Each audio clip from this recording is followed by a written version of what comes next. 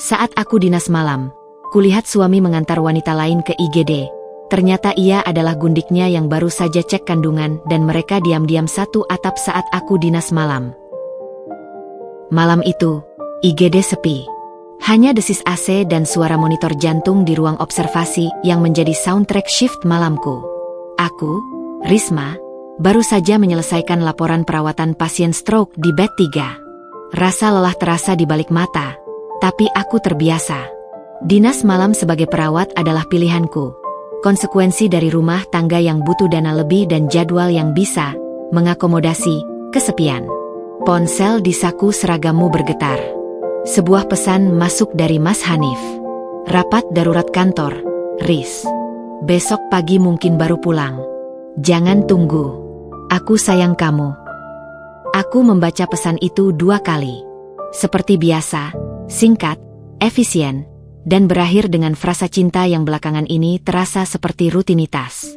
Dulu, dia akan menelepon. Suaranya berisik di belakang penuh keramaian rekan kerja. Sekarang, hanya pesan teks. Tapi aku berusaha memahami. Karirnya sedang naik, bebannya berat. Aku balas dengan emotikon hati dan pesan.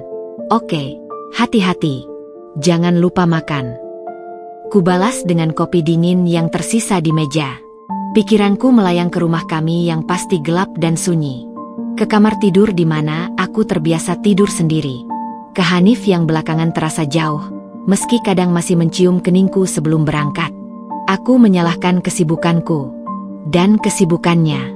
Mungkin, pikirku, ini fase yang harus dilalui semua pasangan. Lalu, bunyi pintu geser IGD yang keras menyentak lamunanku. Suara langkah cepat dan suara perempuan merintih. Refleksku sebagai perawat langsung aktif. Aku berdiri, siap menerima pasien baru. Dan dunia berhenti berputar. Di sana, hanya 10 langkah dariku, berdiri Mas Hanif. Suamiku. Rambutnya sedikit acak, kemeja kotak-kotak kesukaannya terbuka di leher. Lengan kanannya dengan kuat menyangga tubuh seorang wanita muda. Dia tidak melihatku. Seluruh perhatiannya tertuju pada wanita di pelukannya. Wanita itu memakai dress panjang berwarna pastel, rambutnya tergerai, wajahnya pucat dan meringis kesakitan. Tangannya mencengkeram lengan Hanif seperti orang tenggelam. Tenang, sayang, sebentar lagi dilihat dokternya. Suara Hanif meluncur, penuh kepanikan dan kelembutan yang tidak aku kenal. Itu bukan suara Hanif yang dingin saat membahas tagihan listrik, bukan suara Hanif yang datar saat menanyakan apakah aku sudah makan. Itu suara Hanif dari masa lalu, suara yang dulu dia gunakan untuk menenangkanku saat aku panik atau sedih. Kata, sayang, itu menggantung di udara steril IGD, menusuk telingaku, menusuk sampai ke tulang sumsum. Aku membeku, tubuhku terpaku di tempat. Darah terasa mengalir ke kaki, meninggalkan kepalaku yang mendadak kosong dan berisik. Semua suara, desis AC, bunyi monitor, langkah perawat lain, menghilang, digantikan oleh dengung tinggi yang memekakan. Hanif membimbing wanita itu ke kursi roda yang didorong oleh satpam. Tangannya tak lepas dari pundaknya. Dia membungkuk, berbisik sesuatu ke telinga wanita itu. Wanita itu mengangguk lemah, lalu memandang Hanif dengan tatapan penuh ketergantungan dan kepemilikan. Aku melihat semua ini dari balik meja perawat, seperti menonton adegan dalam film bisu yang salah tempat. Jari-jariku menggenggam ujung meja sampai putih. Napasku tersangkut. Baru ketika mereka mulai bergerak menuju ruang triase, Hanif menoleh sekilas. Matanya, yang coklat itu, menyapu ruangan. Untuk sesaat singkat, tatapannya bersinggungan dengan tatapanku yang kosong. Ada sesuatu yang melintas di wajahnya. Kejutan? Ketakutan? Atau mungkin keduanya? Itu hanya sekejap, lalu ekspresinya berubah menjadi topeng datar yang biasa ia kenakan. Dia bahkan tidak mengangguk. Dia memalingkan muka, fokus kembali pada wanita di kursi rodanya, seolah-olah aku hanyalah bagian dari perabot IGD. Mereka menghilang di balik tirai hijau. Dan baru saat itulah paru-paruku bekerja kembali dengan menarik napas dalam yang tersendat. Rasa mual yang tajam naik ke kerongkongan. Aku merasakan getaran dimulai dari lututku, naik ke seluruh tubuh. Ponsel di sakuku bergetar lagi. Refleks, aku mengambilnya. Pesan baru dari Hanif. Tentu saja. Jangan lupa kunci pagar. Riz. Angin malam dingin. Aku menatap pesan itu. Kemudian menatap arah di mana dia menghilang. Kemudian kembali ke pesan itu. Kata-kata di layar ponsel itu seperti hieroglif asing yang tak bisa kubaca. Sayang kamu. Jaga kesehatan. Kunci pagar. Semuanya tiba-tiba menjadi bahasa sandi untuk sebuah pengkhianatan yang sedang terjadi tepat di depan hidungku, di tempat aku bekerja, di malam yang dingin ini. Air mata belum juga jatuh. Rasa sakitnya terlalu dalam, terlalu tiba-tiba, untuk langsung dikeluarkan. Yang ada hanyalah rasa hampa yang membekukan, dan sebuah pertanyaan yang mulai menghunjam seperti paku. Siapa dia? Dan sejak kapan dunia gelap di balik pesan-pesan singkat dan ciuman kening itu mulai dibangun? Tubuhku bergerak dengan sendirinya, digerakkan oleh naluri yang lebih kuat dari rasa sakit. Sebelum aku sempat berpikir, aku telah melangkah mundur, menyelipkan diri ke dalam ruang penyimpanan linen yang sempit, tepat di seberang koridor menuju ruang triase. Celah pintu yang tak tertutup rapat memberiku pandangan yang sempurna sekaligus menyiksa. Hanif berdiri di luar tirai ruang triase. Sementara Suster Maya membawa wanita itu, Anya, mereka memanggilnya Anya, masuk ke dalam. Wajahnya yang biasanya ramah kini berkerut penuh konsentrasi profesional. Keluarga di luar tunggu ya, Mas, kata Suster Maya kepada Hanif sebelum tirai tertutup. Hanif hanya mengangguk, tangannya mengusap wajah. Bukan ekspresi khawatir orang asing.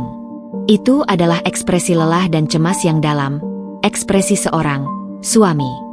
Dia mondar-mandir sebentar, lalu duduk di kursi plastik empuk berwarna biru. Dia mengambil ponselnya, jempolnya bergerak cepat. Ponselku bergetar di genggaman. Hatiku berhenti berdetak. Rapat masih berlangsung. Capek sekali. Kamu istirahat sebentar kalau ada waktu. Jangan kelelahan. Aku menatap layar, lalu menatap pria yang hanya berjarak 5 meter dariku, berbohong dengan begitu mudahnya. Setiap kata dalam pesan itu seperti ujung jarum yang menoreh luka kecil di kulitku. Capek sekali. Ya, tentu saja capek. Mengantar gundiknya ke IGD di tengah malam pasti sangat melelahkan. Tirai ruang triase terbuka sebagian. Suster Maya keluar, membawa formulir. Hanif langsung berdiri. Dokter mau cek dulu. Mas, istri Bapak keluhan apa persisnya? Tanya Maya. Istri. Kata itu menggantung di udara. Hanif terlihat tersedak, namun cepat terkendali. Dia tiba-tiba sakit perut bawah, sampai nggak bisa berdiri. Takutnya. Hamil berapa bulan? Pertanyaan sederhana itu membuat Hanif terdiam sejenak. Matanya berkedip cepat. Tiga bulan lebih. Jawabnya, suara lebih rendah. 3 bulan. Aku menahan desisan napas. 3 bulan lalu, Hanif sedang sangat sibuk dengan proyek luar kota. Aku bahkan ingat dia membawakanku oleh-oleh tas tangan merek tiruan, yang sekarang ku benci. Dokter mau periksa dan USG dulu. Kemungkinan cek kandungan karena ada kram. Tunggu di sini ya. Suster Maya pergi. Hanif kembali ke kursinya, tubuhnya agak membungkuk. Tangannya menggenggam ponsel erat-erat. Aku tak bisa bergerak. Kata-kata itu bergema di telingaku, membentuk makna yang menghancurkan. Cek kandungan. Janin. 2 kata itu. Hanya 2 kata. Tapi mereka merobek tirai kenyataan yang selama ini kupelihara. Janin. Bayi. Calon anak. Memori memukulku dengan keras. 2 tahun lalu, di ruang yang sama, IGD yang berbeda di kota lama. Aku keguguran di usia kehamilan 10 minggu. Rasa sakit fisik yang luar biasa. Tapi lebih sakit lagi adalah hampa di mata Hanif setelah semuanya selesai.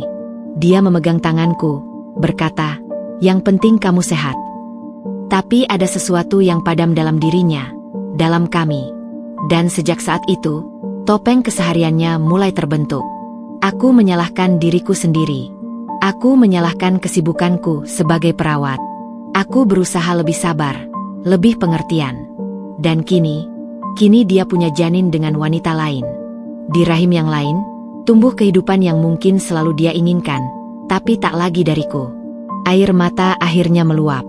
Hangat, asin, mengalir deras di pipiku tanpa suara. Aku menggigit tangan sendiri untuk menahan isak.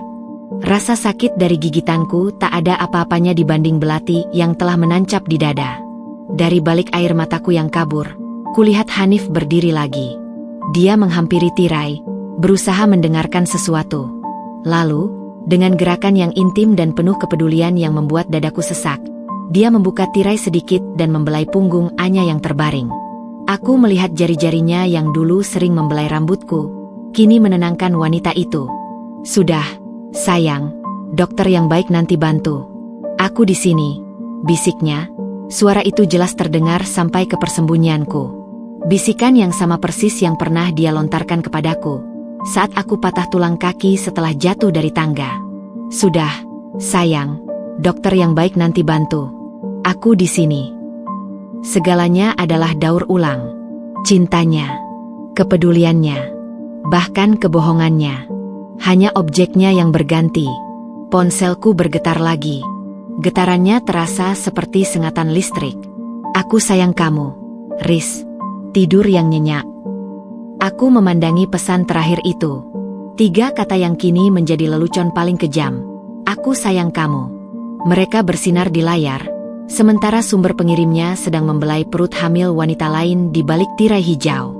Saat itulah, bukan lagi kesedihan yang mendominasi, tapi sebuah dingin yang mengkristal. Sebuah kepastian yang kejam dan jelas. Sebuah amarah yang mulai membara di bawah puing-puing hati yang hancur. Aku mengusap air mataku dengan punggung tangan. Napasku, yang tadi tersengal-sengal, mulai beraturan lagi. Tatapanku yang tadi berkabut, kini fokus. Aku menyaksikan sandiwara terakhir untuk malam ini.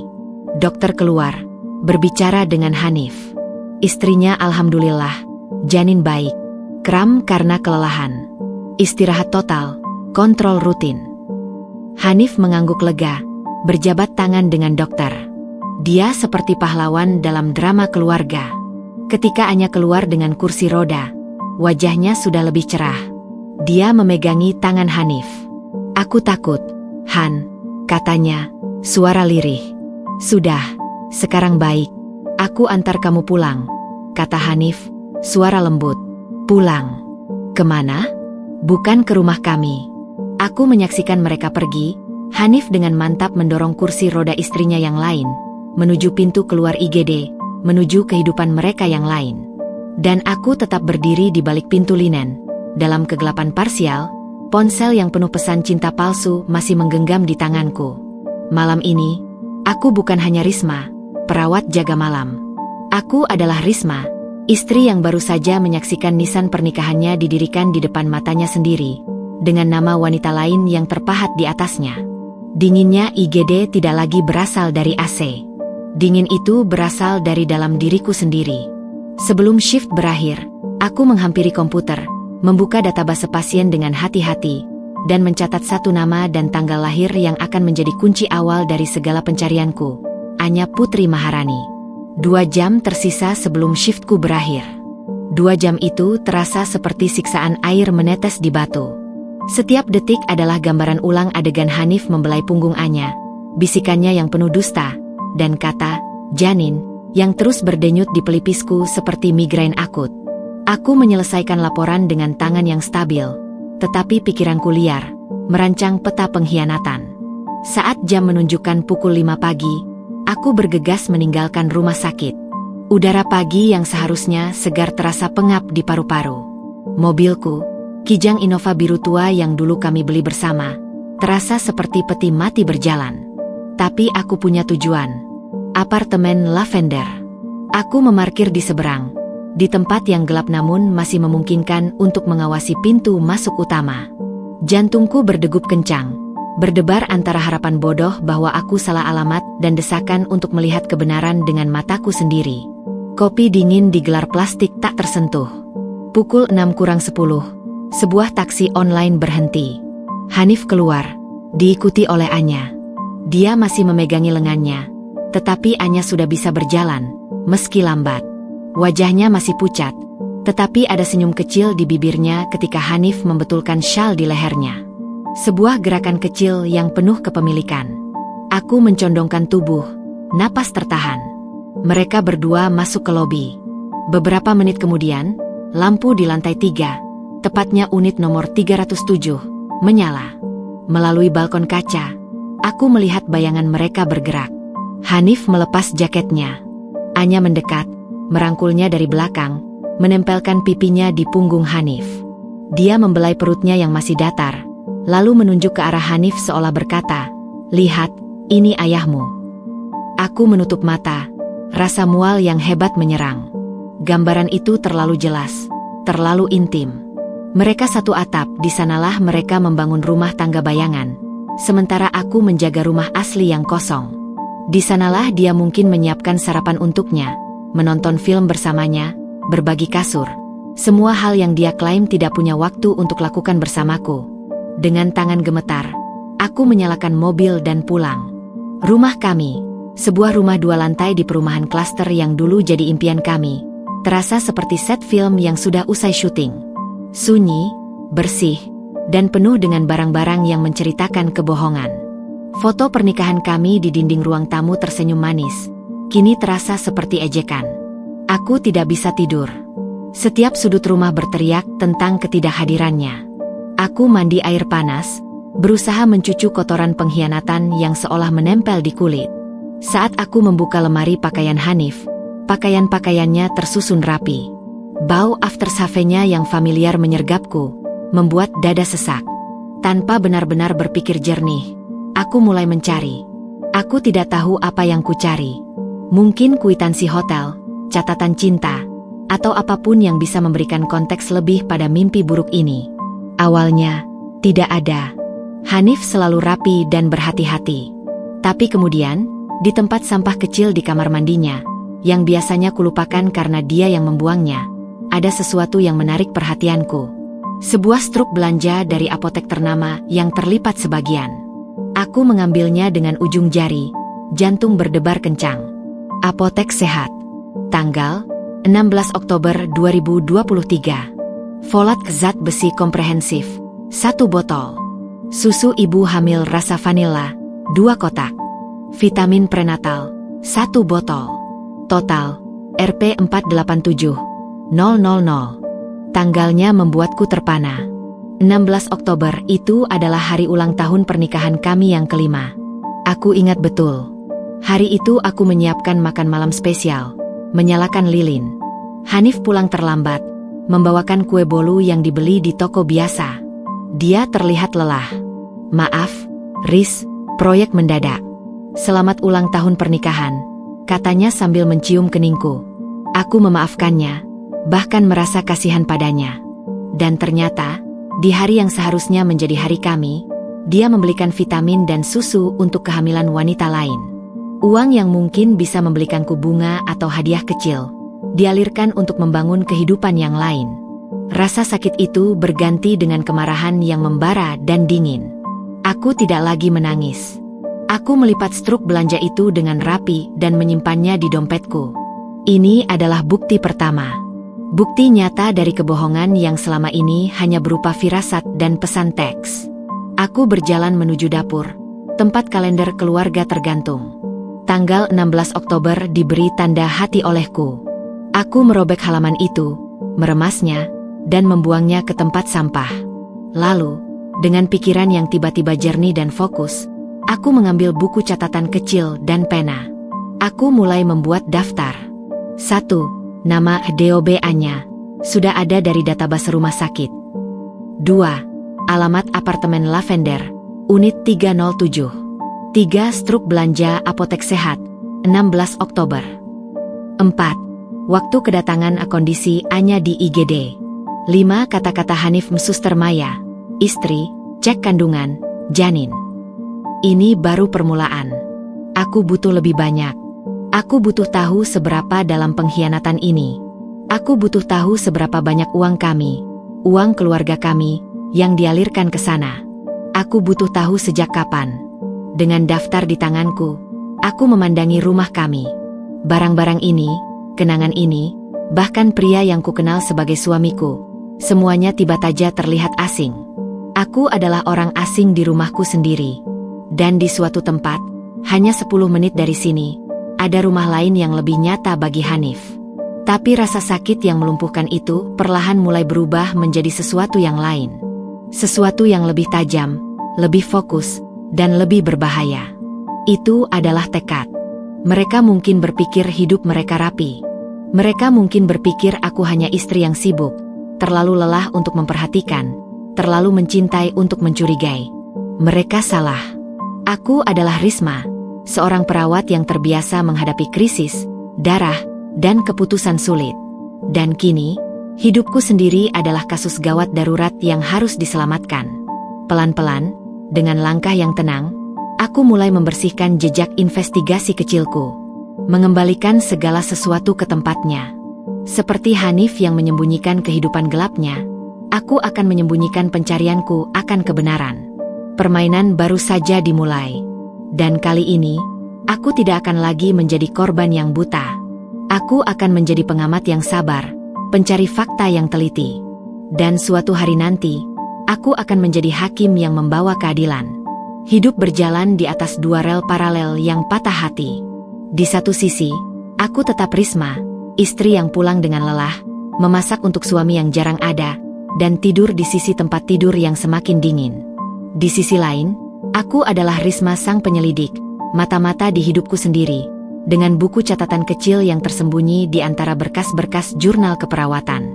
Investigasi dimulai dari yang paling mudah, media sosial.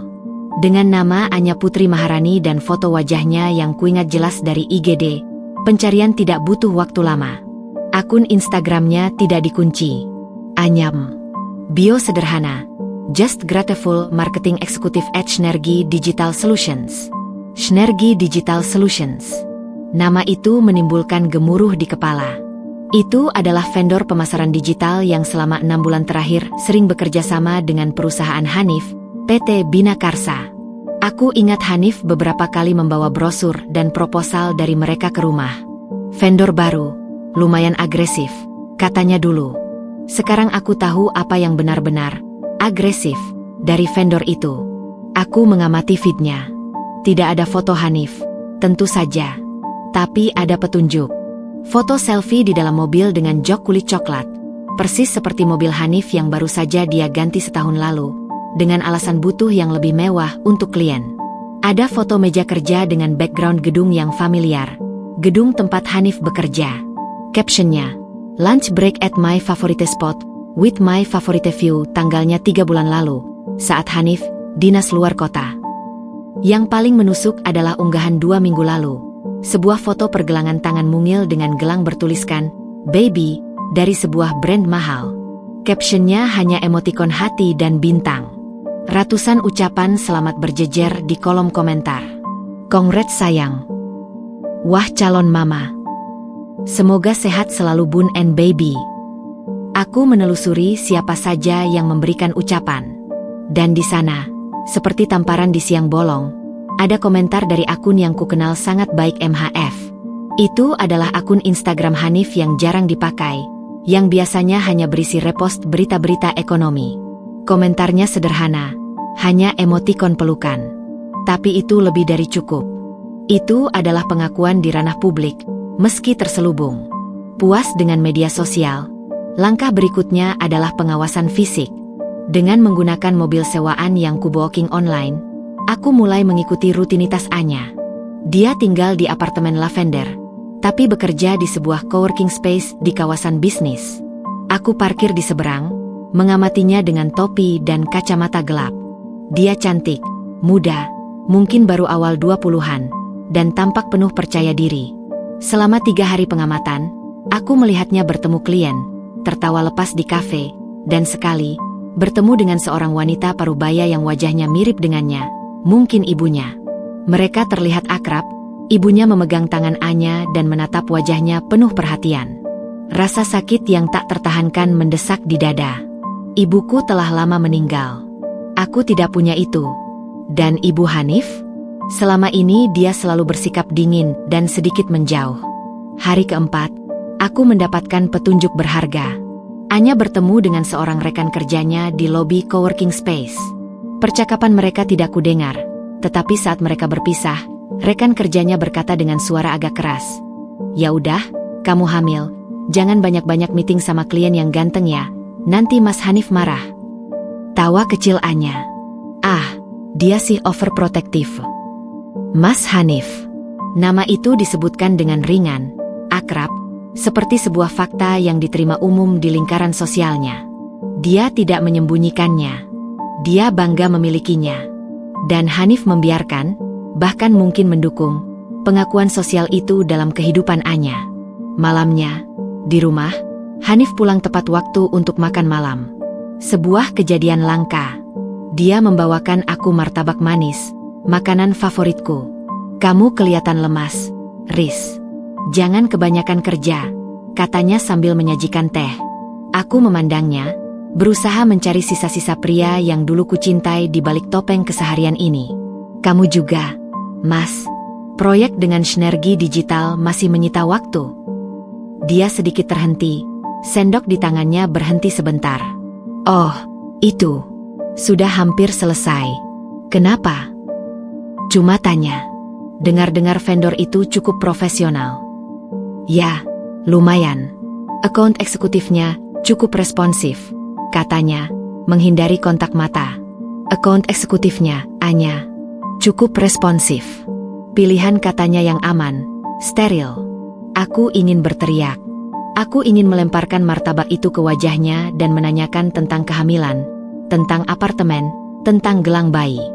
Tapi aku tersenyum tipis. Syukurlah. Pertanyaan terbesar adalah keuangan. Bagaimana Hanif membiayai 2 rumah tangga? Gajinya sebagai manajer senior memang besar. Tetapi untuk apartemen, belanja kebutuhan 2 wanita, dan persiapan bayi, pasti ada sumber lain. Aku menunggu kesempatan. Akhir pekan, Hanif mengumumkan dia harus mengejar laporan di kantor. Setelah dia pergi, dengan hati berdebar-debar, aku membuka laptopnya. Passwordnya tidak berubah, tanggal lahir ibunya. Sebuah kelalaian yang mungkin menunjukkan dia tidak menganggapku sebagai ancaman. Aku tidak langsung membuka email atau folder rahasia. Itu terlalu berisik. Aku membuka history browser. Dan di sana, seperti emas yang berserakan, ada jejaknya. Pencarian tentang kredit apartemen syariah, harga susu ibu hamil import, dan biaya kontrol kandungan dokter spesialis di RS Pondok Indah. Lalu, ada histori login ke internet banking sebuah bank yang bukan bank utama kami. Aku mencoba menebak password. Setelah 3 kali percobaan, nama anjing masa kecilnya, tanggal pernikahan kami, dan nama panggilanku yang gagal, yang keempat berhasil, Anya 0201, nama dan tanggal lahirnya. Dunia berhenti. Aku login. Dan di sana, terbentang sebuah kebenaran yang lebih kejam dari yang kubayangkan. Sebuah rekening dengan saldo yang tidak sedikit. Mutasinya menunjukkan transfer rutin dari rekening gaji utama Hanif setiap bulan. Ada transfer keluar rutin ke sebuah kode pembayaran yang setelah kucek, adalah cicilan apartemen Lavender. Ada pembayaran ke klinik kandungan ternama. Ada pembelian online di situs mod tercare.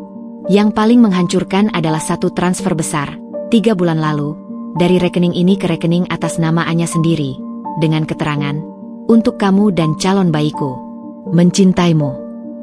Uang itu, waktu itu, cinta itu, semua dialirkan dengan rapi, sengaja, jauh dariku. Sambil menahan isak, aku mengambil ponselku dan memotret layar laptop. Setiap transfer, setiap bukti. Tanganku dingin, tapi tekadku membara. Aku logout, menghapus histori browser yang kubuka, dan mengembalikan semuanya seperti semula. Duduk di kegelapan ruang kerja, aku menyadari sesuatu. Ini bukan sekadar perselingkuhan. Ini adalah pengkhianatan yang terencana dan didanai. Hanif bukan hanya tersesat. Dia membangun sebuah kehidupan alternatif dengan sumber daya kehidupan kami. Aku bukan hanya dikhianati sebagai istri, tapi juga sebagai partner yang mempercayakan keuangan padanya. Sandiwara ini memiliki pemeran utama, Hanif si sutradara sekaligus bintang utama, dan Anya sebagai pemeran pendamping yang dimanjakan. Dan aku? Selama ini aku hanya jadi penonton yang tertidur di kursi belakang, bahkan tidak menyadari pertunjukan telah dimulai. Tapi tidak lagi. Aku memandangi foto-foto bukti di ponselku. Wajah Anya yang berseri, mutasi rekening yang jahat, komentar Hanif di Instagramnya. Aku kini tahu panggungnya. Aku tahu para pemainnya. Dan aku tahu, sekarang, bahwa aku tidak akan lagi jadi penonton. Aku akan menjadi penulis skenario baru.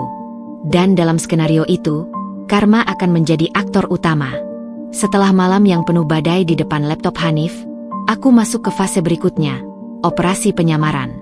Emosiku harus seperti es yang membeku di bawah permukaan air. Aku menjadi aktor terbaik dalam rumah tanggaku sendiri. Strategi pertama, membuat diriku terlihat lemah dan tidak berdaya. Aku mulai sakit-sakitan.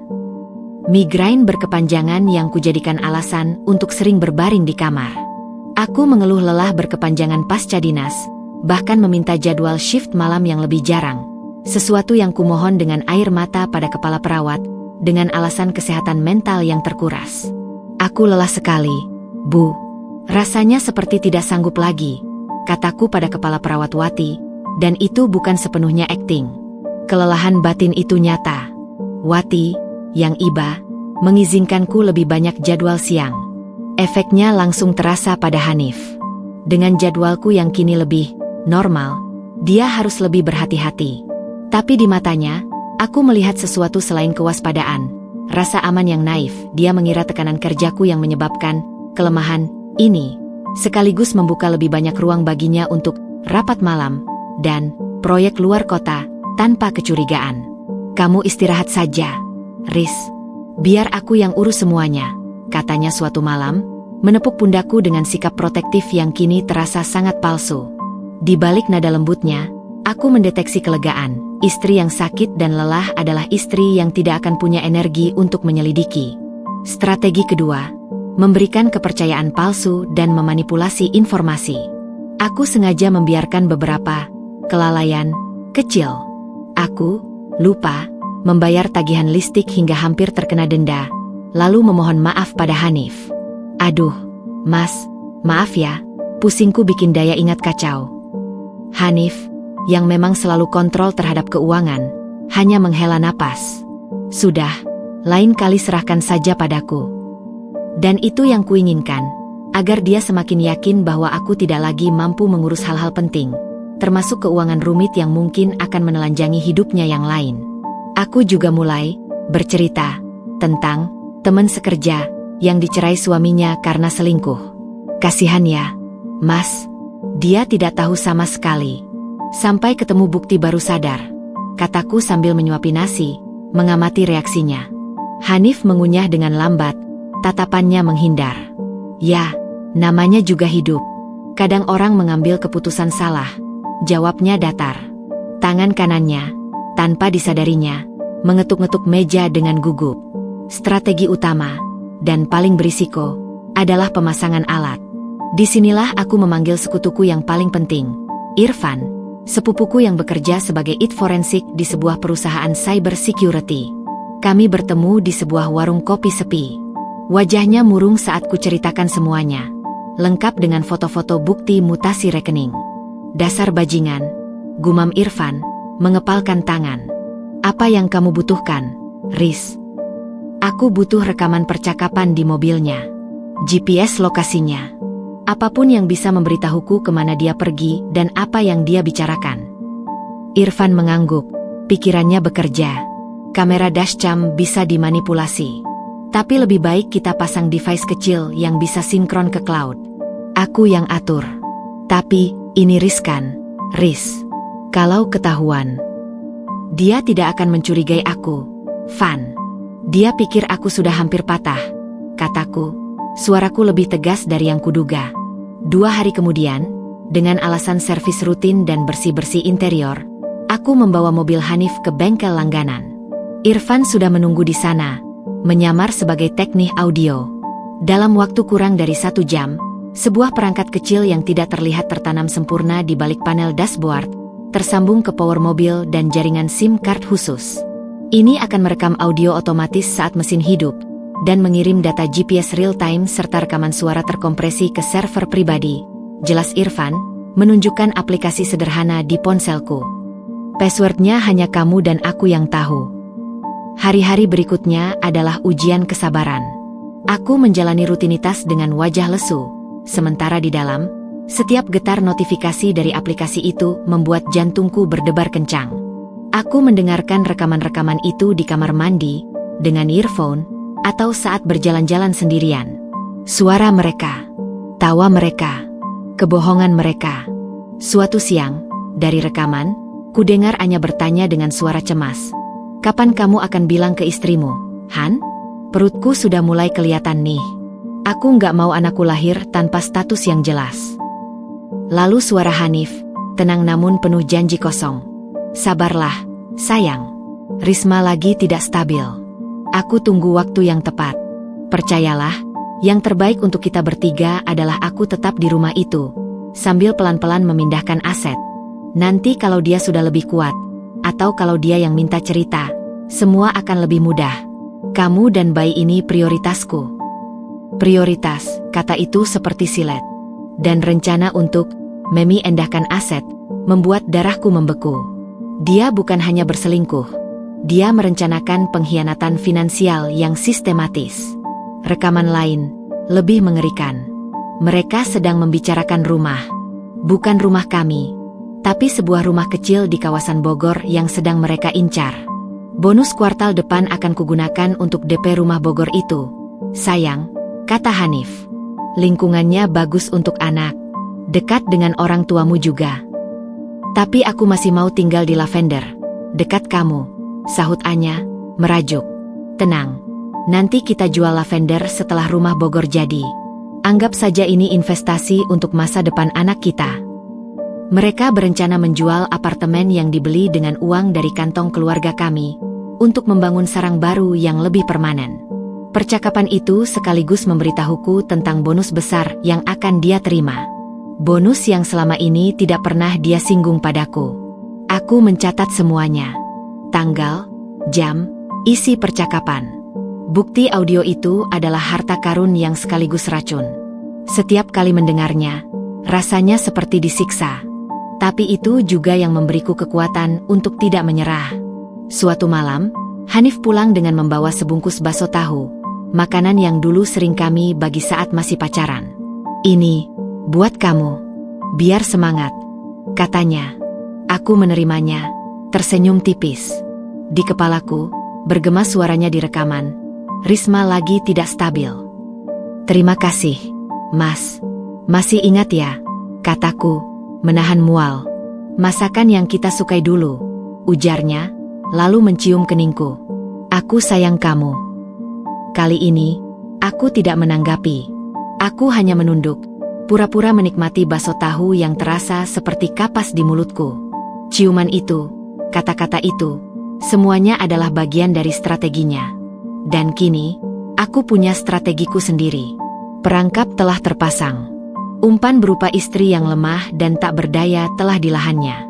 Dan sekarang, aku hanya perlu menunggu, mengumpulkan setiap potongan bukti, sampai saatnya tiba untuk menarik tali dan menjebak mereka dalam kebenaran mereka sendiri. Aku memandangi Hanif yang sedang asyik menonton berita di TV. Di balik penampilannya yang tenang, ada rahasia yang busuk. Dan aku, dengan aplikasi penyadap di ponselku dan api kemarahan di dada, adalah ancaman terbesar yang tidak pernah dia duga akan datang dari sang istri yang tidak stabil. Konflik tidak hanya datang dari luar. Kadang, pengkhianatan paling pedih justru berasal dari lingkaran dalam yang dianggap aman. Dan itu terjadi pada suatu Sabtu siang yang cerah, di mal yang sama yang sering kukunjungi dengan ibu mertuaku dulu. Aku sedang membeli kebutuhan mandi di drugstore, pikiran masih penuh dengan potongan percakapan Hanif dan Anya tentang rumah di Bogor. Ketika dari balik rak parfum, aku mendengar suara yang sangat familiar, tawa ringan ibu mertuaku, "Bu Sari." "Aduh, Mbak Anya ini, beli perlengkapan bayi dari sekarang? Masih lama kan?" Mendengar nama itu, seluruh tubuhku kaku. Perlahan, aku mengintip dari celah rak. Di sana, di dekat bagian perlengkapan bayi, Bu Sari sedang berdiri berdua dengan Anya. Anya tersenyum malu-malu, memegangi sebuah baju bayi berwarna lembut. Dan Bu Sari tersenyum lebar, penuh kasih sayang. Tangan kanannya dengan lembut mengusap perut Anya yang sudah mulai terlihat sedikit membulat di balik gaun longgar. Aku semangat aja, Bu. Soalnya ini anak pertama, kata Anya, suaranya manis merdu. Harus semangat, Nak. Nanti cucuku harus yang terbaik segalanya, jawab Bu Sari, matanya berbinar. Cucuku. Kata itu menghunjam seperti pukulan di ulu hati. Napasku tersengal.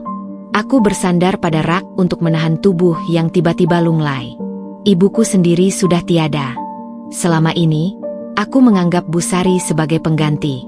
Dia memang tak pernah terlalu hangat, tapi aku selalu berusaha menjadi menantu yang baik, mengunjunginya, mengingat hari ulang tahunnya, mendengarkan ceritanya tentang masa muda. Dan disinilah balasannya. Dia berdiri di sana, dengan senyum kebahagiaan yang tulus, bersama gundik anaknya, merencanakan kelahiran cucu dari rahim wanita yang bukan istrinya yang sah.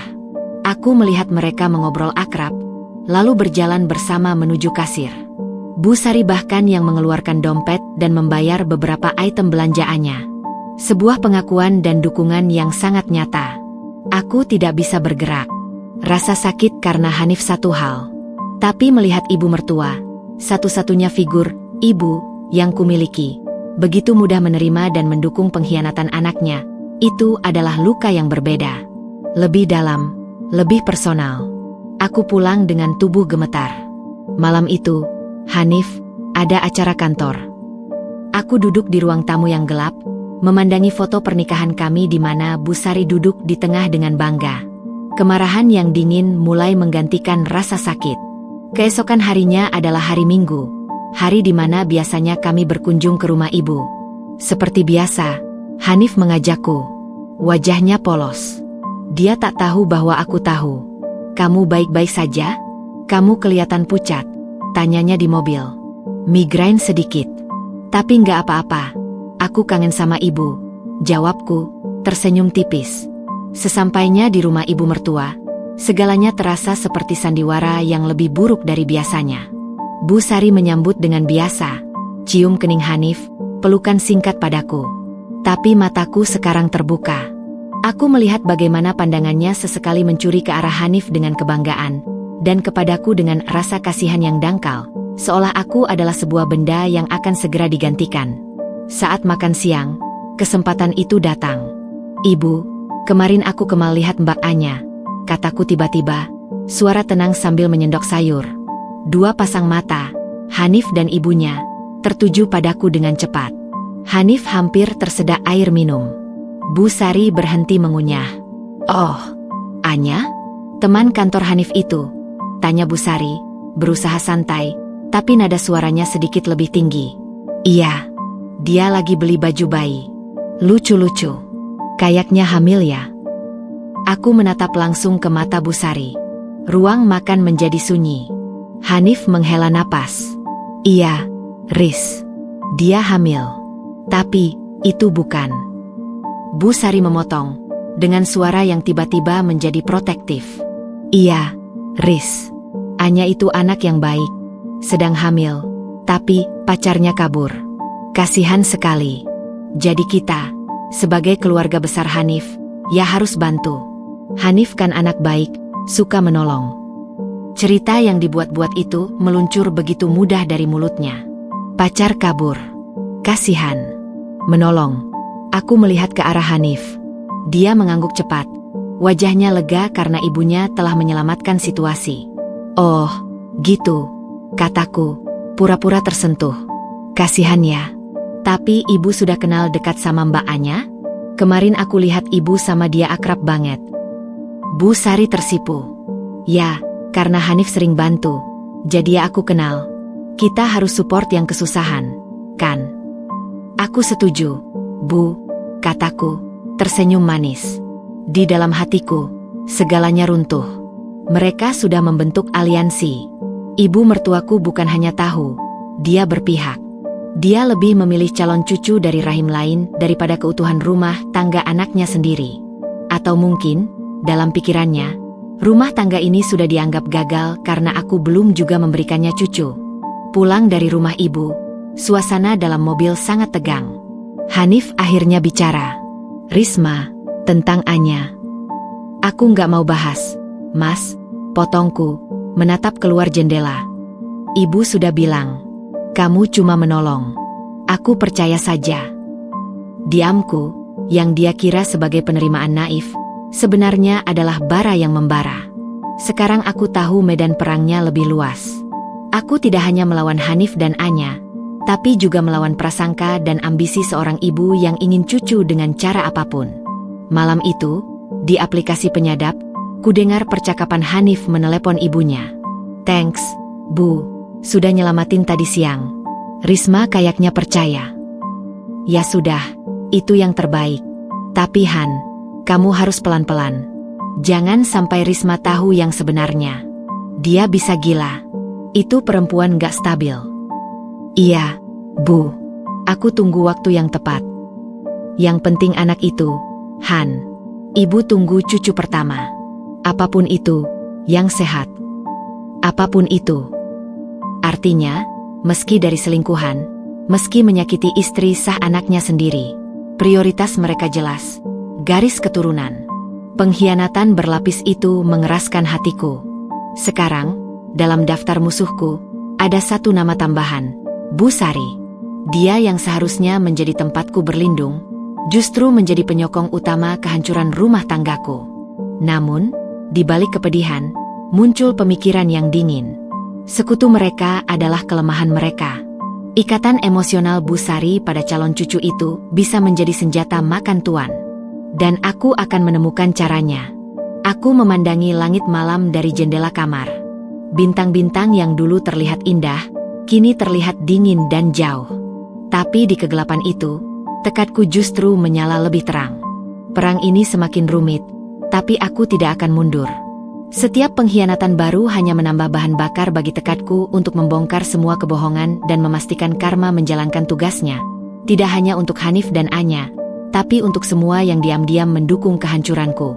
Udara di rumah kami selama seminggu terakhir terasa seperti sebelum petir menyambar. Panas, gerah, dan penuh tekanan yang tak terucapkan. Aku telah menjadi ahli dalam memendam, sementara Hanif semakin ceroboh dalam keceriannya di dunia lain. Jejaknya ada di mana-mana. Bau parfum Anya yang samar di kerah kemejanya, notifikasi pesan di ponselnya yang selalu disembunyikan dengan cepat, dan tatapannya yang melayang jauh, seolah-olah pikirannya selalu ada di tempat lain. Di tempat itu, dengan keluarganya yang lain. Hari itu, Jumat malam. Dia baru saja pulang, mengucapkan salam dengan singkat, lalu langsung menuju kamar mandi seperti ingin membersihkan diri dari sesuatu. Atau mungkin, dari seseorang. Aku menunggu. Ketika dia keluar dengan handuk di pinggang, aku sudah berdiri di depan lemari pakaiannya, dengan selembar kertas kecil di tangan. Ekspresiku datar, tapi jantung berdebar seperti genderang perang. "Mas," panggilku, suaraku rata. Hanif menoleh, masih mengusap rambutnya yang basah. "Ya." "Aku nemu ini, terjepit di antara buku-buku di laci meja kerjamu. Kamu mungkin butuh buat laporan pajak atau apa?" Aku melangkah mendekat, mengulurkan struk belanja dari apotek sehat yang bertanggal 16 Oktober itu. Aku sudah memfotokopinya.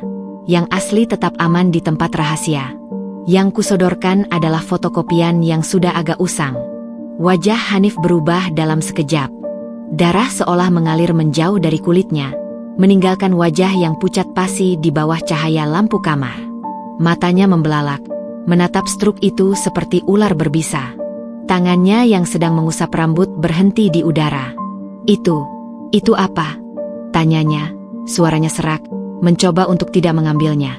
"Struk belanja. Dari apotek." Aku masih mengulurkannya.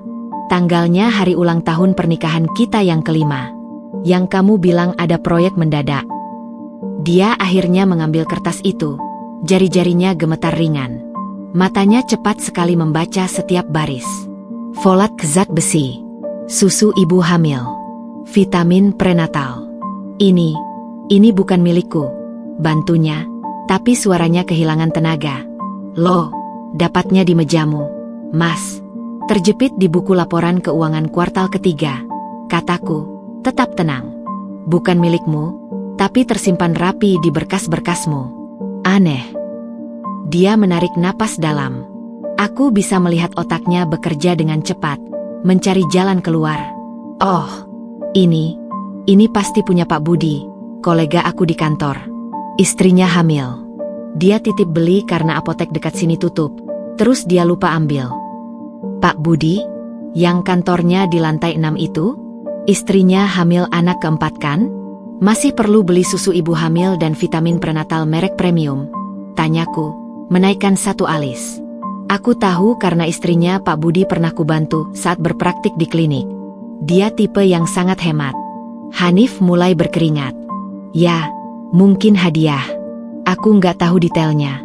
Pokoknya ini bukan urusan kita. Riz, buang saja.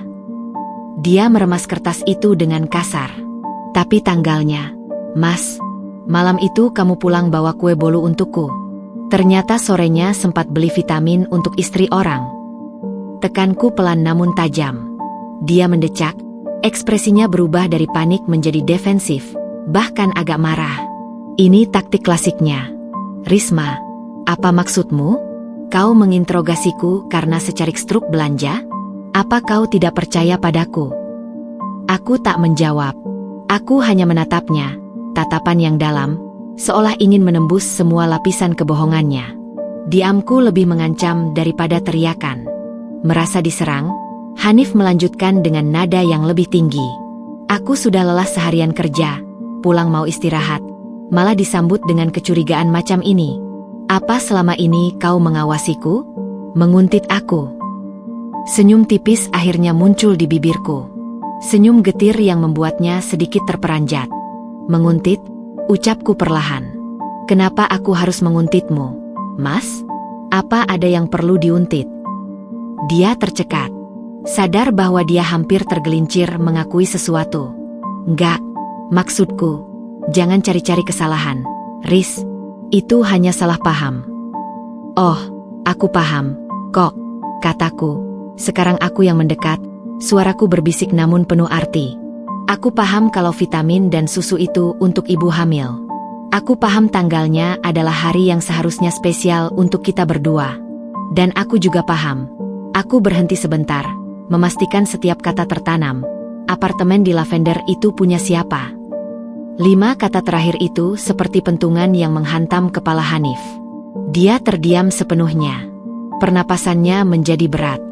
Wajahnya yang tadi memerah karena kemarahan palsu, kini kembali pucat. Namun kali ini pucat karena ketakutan yang nyata.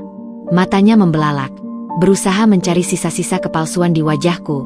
Namun yang dia temukan hanya ketenangan yang mengerikan. Apa yang kau bicarakan? Desisnya. Suaranya hampir tidak keluar. Lavender. Blok B, lantai 3, unit 307. Dekat sekali dengan rumah kita. Cuma 10 menit. Aku menyebutkan detailnya dengan tepat. Seperti seorang agen yang melaporkan target.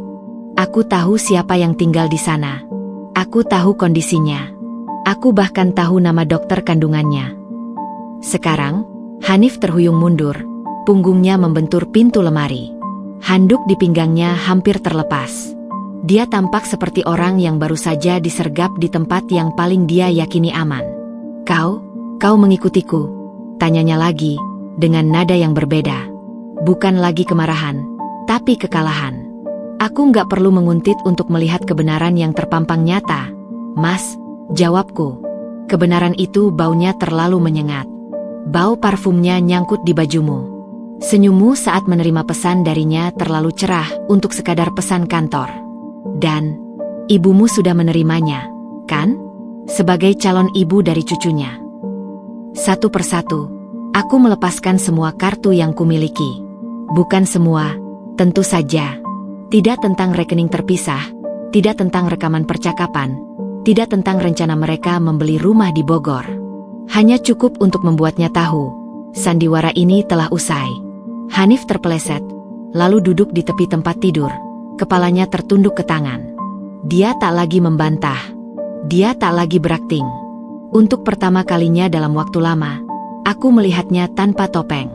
Seorang lelaki yang ketakutan, terjepit, dan terbongkar. Riz, suaranya parau. Aku tidak bermaksud. Jangan, potongku cepat. Aku tidak ingin mendengar permintaan maaf yang palsu atau alasan yang dicari-cari. Simpan semua itu. Aku sudah mendengar cukup banyak kebohongan. Aku berbalik, meninggalkannya terduduk lunglai di kamar. Badai pertama telah kutempuh. Aku tidak berteriak, tidak menangis histeris, tidak melempar barang. Hanya sebuah konfrontasi tenang yang merontokkan semua pertahanannya. Malam itu, dia tidur di sofa ruang tamu. Dan aku, untuk pertama kalinya sejak menikah, tidur sendirian di tempat tidur kami dengan perasaan yang aneh. Bukan lagi kesedihan yang melumpuhkan, tapi sebuah kekosongan yang dingin. Dan di tengah kekosongan itu, ada sebuah kepuasan kecil yang gelap. Dia sekarang tahu. Dia tahu bahwa aku bukan lagi istri naif yang bisa dibohongi dengan mudah. Namun, ini baru babak pembuka. Hanif yang terpojok seperti hewan liar akan lebih berbahaya. Dan malam itu, dari aplikasi di ponselku, aku mendengar dia menelepon seseorang dengan suara bergetar. Anya, dia tahu. Risma tahu semuanya. Apa yang harus kita lakukan? Badai pertama telah berlalu. Tapi langit masih gelap, dan petir yang sesungguhnya masih akan datang. Dan kali ini, aku sudah siap dengan pelindung dan petir milikku sendiri. Setelah badai konfrontasi, suasana di rumah berubah menjadi medan perang yang beku. Hanif dan aku berkomunikasi seperlunya, dengan kalimat pendek dan tatapan yang menghindar. Dia tidak lagi berani mengangkat telepon di hadapanku, dan parfum Anya telah hilang dari bajunya. Mungkin dia lebih berhati-hati, atau mungkin dia lebih banyak menghabiskan waktu di lavender. Tapi ketenangan ini hanyalah permukaan. Di bawahnya, aku sedang menyiapkan serangan balik yang tak terlihat.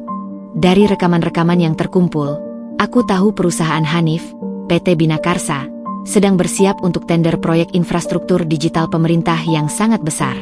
Proyek ini adalah puncak karir Hanif. Dia sering menyebut-nyebutnya dulu dengan bangga sebelum segalanya berantakan.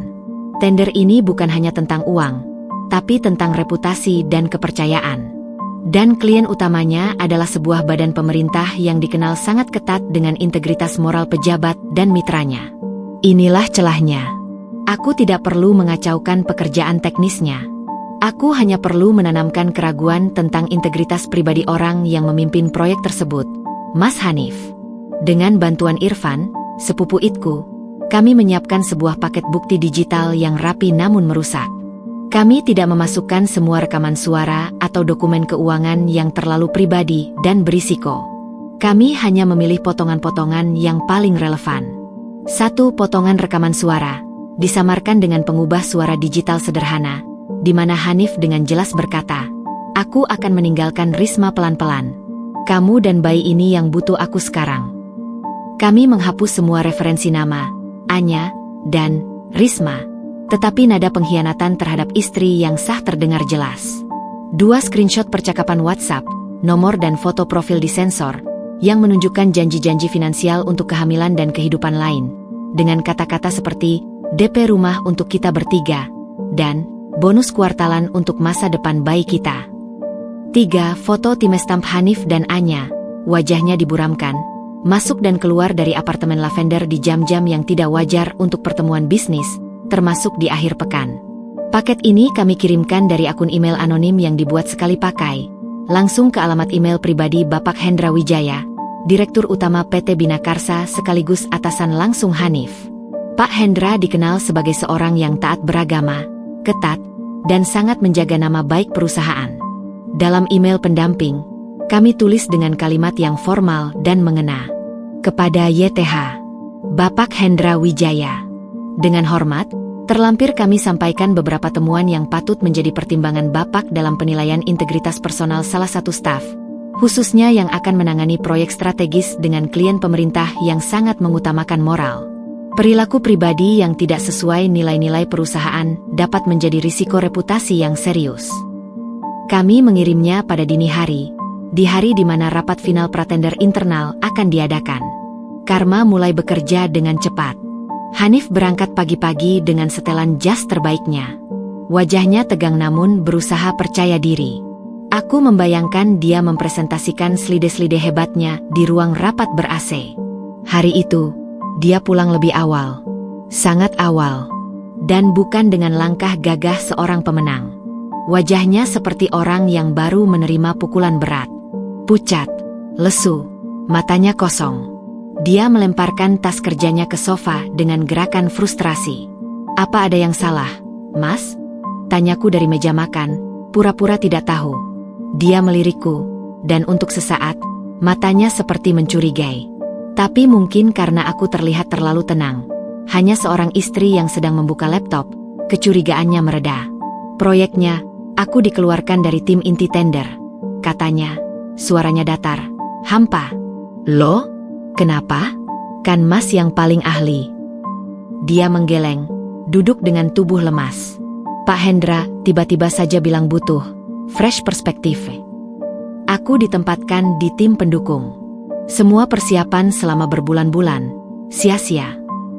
Dia menyembunyikan wajah di telapak tangan. "Bonus kuartalan pasti dipotong drastis. Bahkan bisa dihapus." Di dalam hatiku, ada kepuasan yang dingin. Bonus kuartalan, uang yang rencananya akan digunakan untuk DP rumah di Bogor untuk Anya dan bayinya. Pasti ada yang menghasut. Geramnya tiba-tiba, matanya berapi-api. Pasti ada pesaing internal yang iri. Atau dia menatapku lagi, lebih tajam. "Atau apa, Mas?" tanyaku, menatapnya langsung, tanpa takut. Dia menghindari tatapanku. "Atau, sudahlah. Dunia kerja memang kejam." Dia tidak berani mengatakannya. Tapi aku tahu, dalam hatinya, dia bertanya-tanya. Apakah ini terkait dengan pembongkaran rahasianya? Apakah ada yang tahu? Tapi dia tidak punya bukti. Email itu anonim. Rekaman suaranya sudah diubah. Efeknya berlanjut. Dalam beberapa hari, sikap rekan-rekan kerjanya berubah. Mereka yang dulu mendekat karena dia dianggap rising star, sekarang menjaga jarak. Dia tidak lagi diundang ke rapat-rapat strategis. Namanya perlahan-lahan menghilang dari daftar penerima informasi penting. Suatu malam, dari rekaman di mobil, kudengar dia menelpon Anya dengan suara putus asa. "Sayang, tentang rumah di Bogor, kita harus tunda dulu." "Tunda? Kenapa? Kan kamu janji." Suara Anya merengek, penuh kekecewaan. "Bonusku tidak seperti yang diharapkan. Aku ada masalah di kantor. Tapi aku sudah bilang ke Mama kita akan pindah ke rumah. Aku malu, Han." "Sabarlah. Ini cuma sementara." Tapi nada suaranya tidak meyakinkan. "Ini bukan sementara. Ini adalah awal dari keterpurukan yang dia ciptakan sendiri. Karma pertama telah menyentuhnya tepat di titik terlemahnya. Reputasi profesional dan keuangan. Proyek yang dia banggakan, lenyap. Bonus yang dia andalkan, menguap. Dan yang terpenting, citra dirinya sebagai pria sukses yang bisa memberikan segalanya untuk dua kehidupan, mulai retak. Dia mulai lebih banyak diam di rumah, sering termenung, dan mudah marah karena hal-hal sepele. Tekanan itu mulai menghancurkan topeng kesempurnaannya. Aku menyaksikan semua ini dengan tenang. Ini baru langkah pertama. Runtuhnya menara kesombongan profesionalnya. Selanjutnya, aku akan menjangkau kehidupan pribadinya yang lain, memastikan karma tidak hanya menjatuhkan, tetapi juga mengadili. Dan untuk itu, aku harus lebih sabar, lebih cerdik. Karena terkadang, karma terbaik adalah yang datang perlahan, membiarkan mereka merasakan setiap retakan kecil sebelum bangunan itu sepenuhnya rubuh menimpa mereka. Dengan tergelincirnya karir Hanif, keseimbangan kekuasaan dalam perselingkuhan mereka mulai bergoyang. Anya, yang selama ini dimanjakan dengan janji dan kepastian, mendadak dihadapkan pada kenyataan yang tak sesuai impian. Seorang wanita hamil yang emosinya naik turun adalah sekutu yang tak terduga, dan senjata yang sempurna. Tekanan pertama datang melalui telepon. Hanif, yang kini lebih banyak bekerja dari rumah, atau lebih tepatnya, menghindar, sering mendapat panggilan yang membuatnya menutup pintu ruang kerja dengan rapat. Tapi dinding rumah ini tipis. Dan aplikasi penyadap di mobil, yang masih aktif, menangkap lebih banyak lagi. Suatu sore, telepon rumah berdering. Aku yang mengangkat. "Halo. Selamat siang, bisa bicara dengan Mas Hanif?" Suara di seberang garis manis, namun ada ketegangan di baliknya. Aku langsung mengenalinya. Anya. Dia sedang sibuk. "Ini siapa ya? Boleh saya sampaikan?" Jawabku ramah, sengaja membuatnya tidak nyaman. Ini, Anya. Dari kantor. Oh, Anya. Aku membuat jeda yang disengaja. Ibu hamil yang sedang kesusahan itu, kan? Yang pacarnya kabur. Dia terdiam sejenak, terkejut karena aku tahu narasinya. Iya, betul. Tapi saya perlu bicara penting dengan Mas Hanif tentang laporan vendor. Tentang laporan vendor, atau tentang kandungan ibu? Tanyaku langsung, suara masih ramah namun sekarang bermata pisau. Dia terkesiap. Apa maksud ibu? Maksud saya, kalau memang mau bicara kandungan, bilang saja. Jangan pakai topik kantor. Saya sudah tahu. Aku membiarkan kalimat itu menggantung.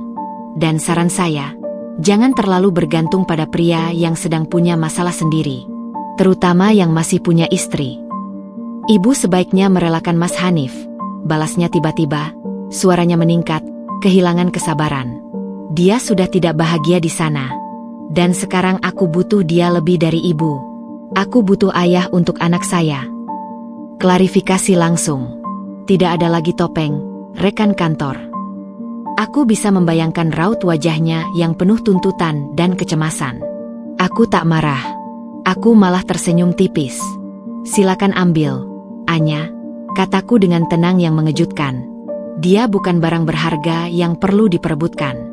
Tapi ingat baik-baik, apa yang didapat dengan cara curang, akan habis dengan cara yang sama. Kehamilanmu bukan jaminan.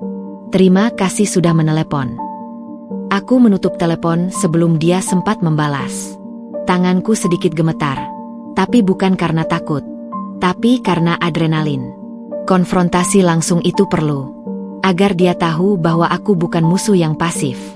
Efeknya langsung terasa. Malam itu, dari rekaman, percakapan mereka panas. Dia tahu segalanya, Han. Dan dia ancam aku. Teriak Anya, suaranya panik. Apa? Ancam bagaimana? Kenapa kamu telepon ke rumah? Suara Hanif kesal. Aku cemas. Kamu bilang bonus ada masalah. Rumah ditunda. Sekarang istrimu tahu. Aku mau apa? Aku malu. Keluargaku sudah bilang mau nikah sebelum aku melahir. Anya, tenang. Jangan tekan aku seperti ini. Aku juga punya masalah besar di kantor. Masalahmu, masalahku. Yang penting anakmu ini. Kamu janji akan bereskan semuanya. Tangisan histeris Anya memenuhi rekaman. Hanif terdengar menghela napas panjang, lelah dan terjepit. Ini persis yang kuinginkan.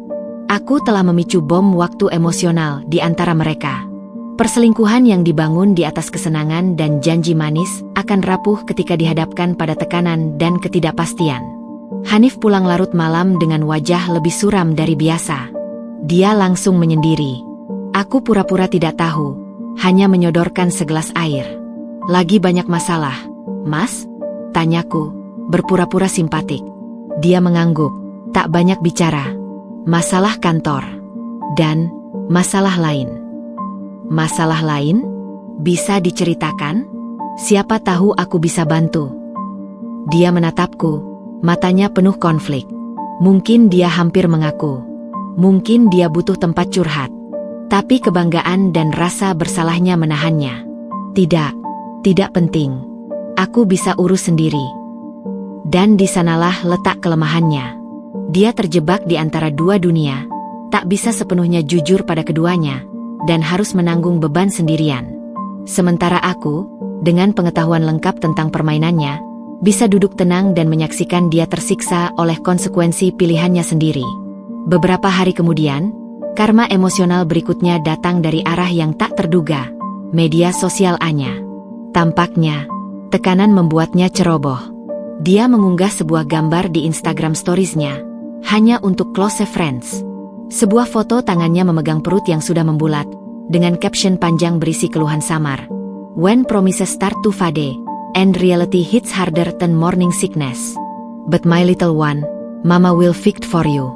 Single mom journey unexpected blessing. Unggahan itu penuh dengan kode kemarahan pada Hanif dan narasi single mom yang dia bangun untuk simpati.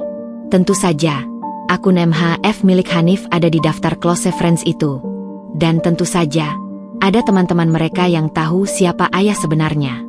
Gosip kecil mulai menyebar di lingkaran mereka. Hanif, yang paranoid dengan reputasinya yang sudah tercabik di kantor, langsung panik. Rekamannya menangkap amarahnya. Apa maksudmu posting itu? Single mom? Kamu mau hancurkan aku lebih lagi? Aku cuma jujur dengan perasaanku. Kamu juga nggak ngasih kepastian, balas Anya. Kepastian butuh waktu. Dan postingan bodohmu itu tidak membantu. Hapus sekarang. Pertengkaran itu berakhir dengan tangisan dan selamitan telepon. Aku menyimpan screenshot unggahan Anya itu. Potongan narasi, single mom, dan promises Fade adalah bukti bagus tentang keadaan sebenarnya. Bertolak belakang dengan cerita pacar kabur yang mereka sebarkan. Permainan emosi ini seperti catur. Aku hanya perlu membuat langkah kecil, sebuah telepon, sebuah konfrontasi verbal, dan menyaksikan mereka saling memakan satu sama lain. Stres kehamilan Anya, ditambah ketidakstabilan finansial dan emosional Hanif, adalah kombinasi yang mudah meledak, dan di tengah semua ini, aku tetap menjadi istri yang stabil, atau setidaknya, itulah yang mereka kira. Tenang, hadir, dan tidak menuntut. Kontras antara ketenangan diriku dengan kekacauan hubungan gelap mereka semakin membuat Hanif bingung dan mungkin, di suatu lubuk hatinya yang terdalam, mulai mempertanyakan pilihannya. Tapi bukan pengakuan yang kuharapkan darinya sekarang. Aku ingin mereka merasakan konsekuensi. Aku ingin mereka tenggelam dalam kekacauan yang mereka ciptakan sendiri, sambil aku perlahan-lahan menyiapkan dokumen-dokumen final yang akan memutus semua ikatan itu secara resmi dan permanen. Pertengkaran mereka hanyalah musik latar yang sesuai untuk persiapan kepergianku. Stres adalah racun yang bekerja pelan tapi pasti. Pada Hanif, racun itu kini menunjukkan wujudnya. Tekanan dari dua front, karir yang runtuh dan hubungan gelap yang berantakan, mulai memakan tubuhnya. Dia yang dulu selalu tampak segar, kini sering mengeluh pusing. Matanya sering sembab, dan ada kedalaman. Lesu di gerak-geriknya yang tak bisa disembunyikan. Aku memperhatikan semua ini dengan cermat. Sebagai perawat, aku mengenali gejala. Sebagai istri yang dikhianati, aku melihatnya sebagai pintu masuk karma berikutnya. Puncaknya terjadi pada suatu Rabu pagi. Kami sedang sarapan dalam keheningan yang biasa, ketika tiba-tiba Hanif menjatuhkan sendok supnya. Bunyi logam berdentum di piring keramik. Tangannya memegangi pelipis, wajahnya memucat dengan cepat, keringat dingin membasahi keningnya. "Mas," panggilku, bergegas menghampiri. Ini bukan akting. Refleks keperawatanku langsung aktif. "Kepala, sakit sekali." Dunia berputar. Keluhnya, suaranya serak. Aku segera memeriksa tekanan darahnya dengan tensimeter digital yang selalu ada di kotak P3K. Angkanya melonjak tinggi, 180/110. "Awas, krisis hipertensi. Kita harus ke IGD sekarang," kataku tegas. Dia hanya mengangguk lemas, tak lagi bisa membantah. Di mobil, dalam perjalanan ke rumah sakit lain, bukan tempatku bekerja, aku tak ingin drama. Dia terduduk lemas di kursi penumpang. Matanya tertutup, napasnya berat. Dalam kelemahannya, tangannya yang dingin meraih tanganku yang sedang memegin kemudi. "Riz, maaf," desisnya, hampir tak terdengar. Kata itu, maaf, bukan pengakuan spesifik, tapi sebuah permohonan ampun umum dari seorang pria yang mungkin merasa ajal mendekat. Aku tidak menjawab. Aku hanya fokus menyetir. Namun di dalam hati, kata itu seperti batu kecil yang dilempar ke kolam yang sudah beku. Hanya menimbulkan riak kecil, lalu tenggelam. Di IGD, prosesnya cepat. Dia langsung mendapatkan perawatan. Dokter mendiagnosis hipertensi grade 3 yang dipicu oleh stres berat dan kemungkinan kurang tidur. Dia harus dirawat inap setidaknya selama 2 hari untuk observasi dan stabilisasi. Aku mendaftarkannya, mengurus administrasi, dengan tenang dan efisien. Aku adalah gambaran istri yang sabar dan penuh perhatian. Staf rumah sakit mungkin mengira aku adalah istri yang sangat berbakti. Setelah Hanif terbaring di ranjang rumah sakit, obat-obatan mulai bekerja dan wajahnya sedikit lebih berwarna, barulah aku duduk di sampingnya. Dia memandangku, matanya berkaca-kaca, penuh dengan emosi campur aduk, rasa bersalah, ketakutan, dan mungkin harapan. "Terima kasih, Riz," ucapnya, suaranya parau. Aku tidak pantas." "Jangan banyak bicara. Istirahatlah," jawabku, membereskan selimutnya. Tindakanku profesional, penuh kasih sebagai perawat, namun hampa sebagai istri. "Semuanya berantakan," lanjutnya, seolah tak bisa menahan diri untuk tidak berkata. "Kerjaan, semuanya." "Apa? Semuanya? Itu termasuk Anya dan bayinya?" tanyaku langsung, suaraku tetap datar, tanpa amarah. Dia terkejut, lalu wajahnya dipenuhi rasa malu yang mendalam. Dia mengangguk, sangat pelan, sambil menatap tangannya yang sedang disuntik infus. "Aku sesat, Riz. Aku tersesat," bisiknya, air mata akhirnya menetes. Inilah momen yang mungkin dia harapkan. Pengakuan, penyesalan, dan mungkin harapan untuk pengampunan. Tapi hatiku sudah membatu. Air matanya tak lagi menyentuhku. Itu hanya air mata kelelahan dan ketakutan, bukan penyesalan sejati. "Yang penting sekarang sembuhkan dulu penyakitmu, Mas," kataku, menarik tanganku yang sempat dia pegang. "Masih panjang jalan yang harus ditempuh." Aku berkata, jalan yang harus ditempuh, bukan jalan yang harus kita tempuh. Perbedaan kecil yang signifikan. Aku melihat kelemahan di matanya. Dia ingin kuberi pengampunan instan, pelipur lara untuk penderitaannya. Tapi aku sengaja membiarkannya tergantung, tidak memberi kepastian apapun. Kemudian, aku menggunakan situasi ini. "Aku akan pulang sebentar. Ambil barang-barangmu yang diperlukan. Kamu istirahat." Sebelum pergi, dengan sengaja, aku lupa menonaktifkan ponselku dan meninggalkannya di meja kecil di samping tempat tidurnya, dengan aplikasi penyadap yang masih terbuka di latar belakang. Tentu saja di folder tersembunyi. Aku ingin mendengar apa yang akan dia lakukan saat sendirian. Aku pulang ke rumah, dengan tenang mengumpulkan piyama, obat-obatan rutin, dan Al-Quran kecilnya. Aku sengaja melambat-lambat. Sekitar 1 jam kemudian, aku kembali. Dan seperti yang kuduga, dari rekaman yang terunduh otomatis di cloud, yang kucek di ponsel cadangan, kudengar segalanya. Tak lama setelah aku pergi, Hanif menelepon Anya. "Anya, aku di rumah sakit." "Eres? Kenapa?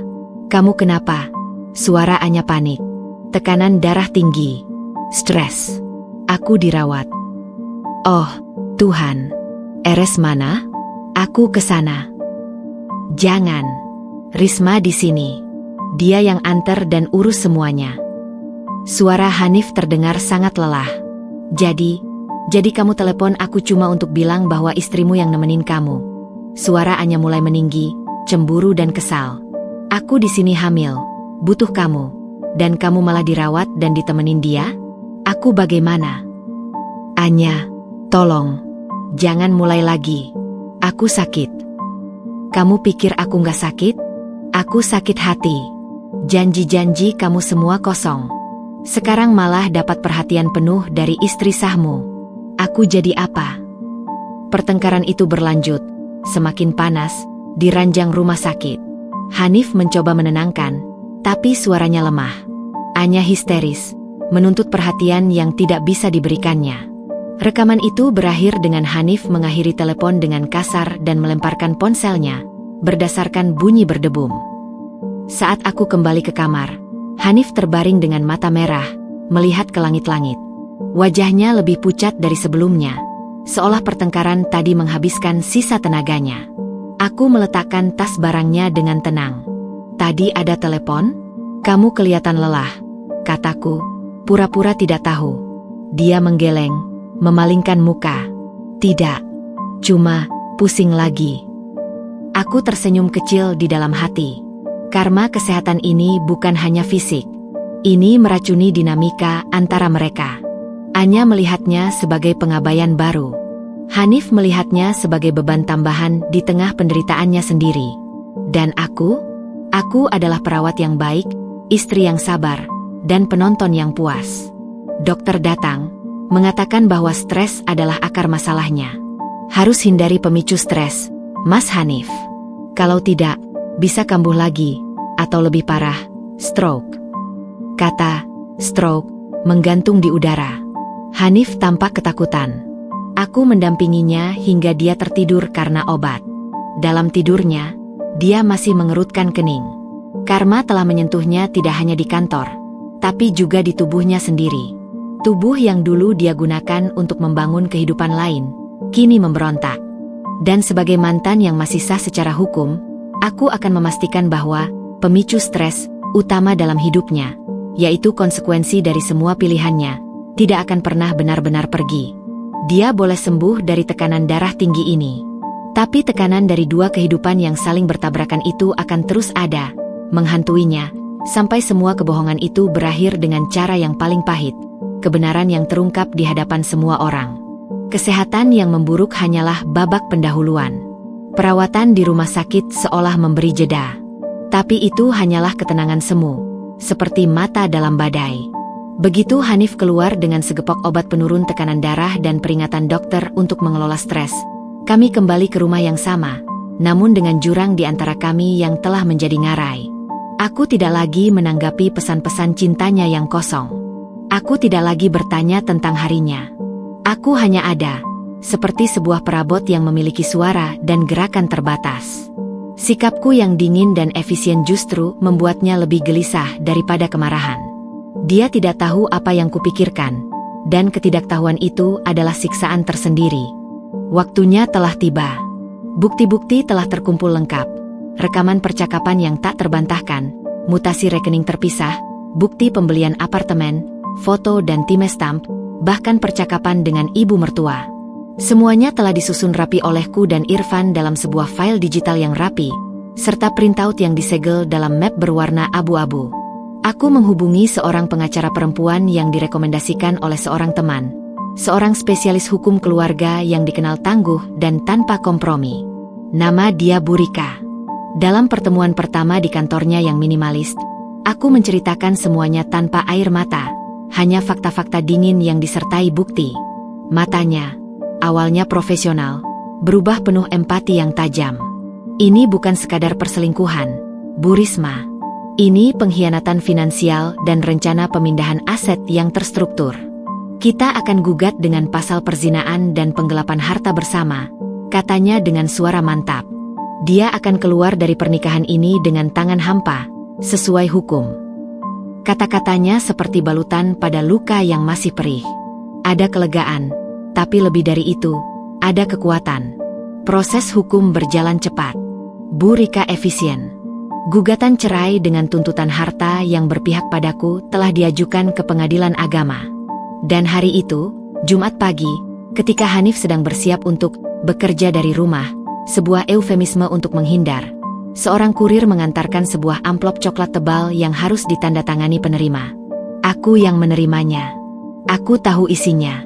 Aku menyerahkannya kepadanya di meja makan, tepat di sebelah kopi yang belum diminumnya. Ini untukmu, kataku. Hanif membuka amplop dengan alis berkerut. Saat matanya menatap baris pertama surat tersebut, gugatan permohonan cerai, wajahnya berubah pucat. Tangannya gemetar.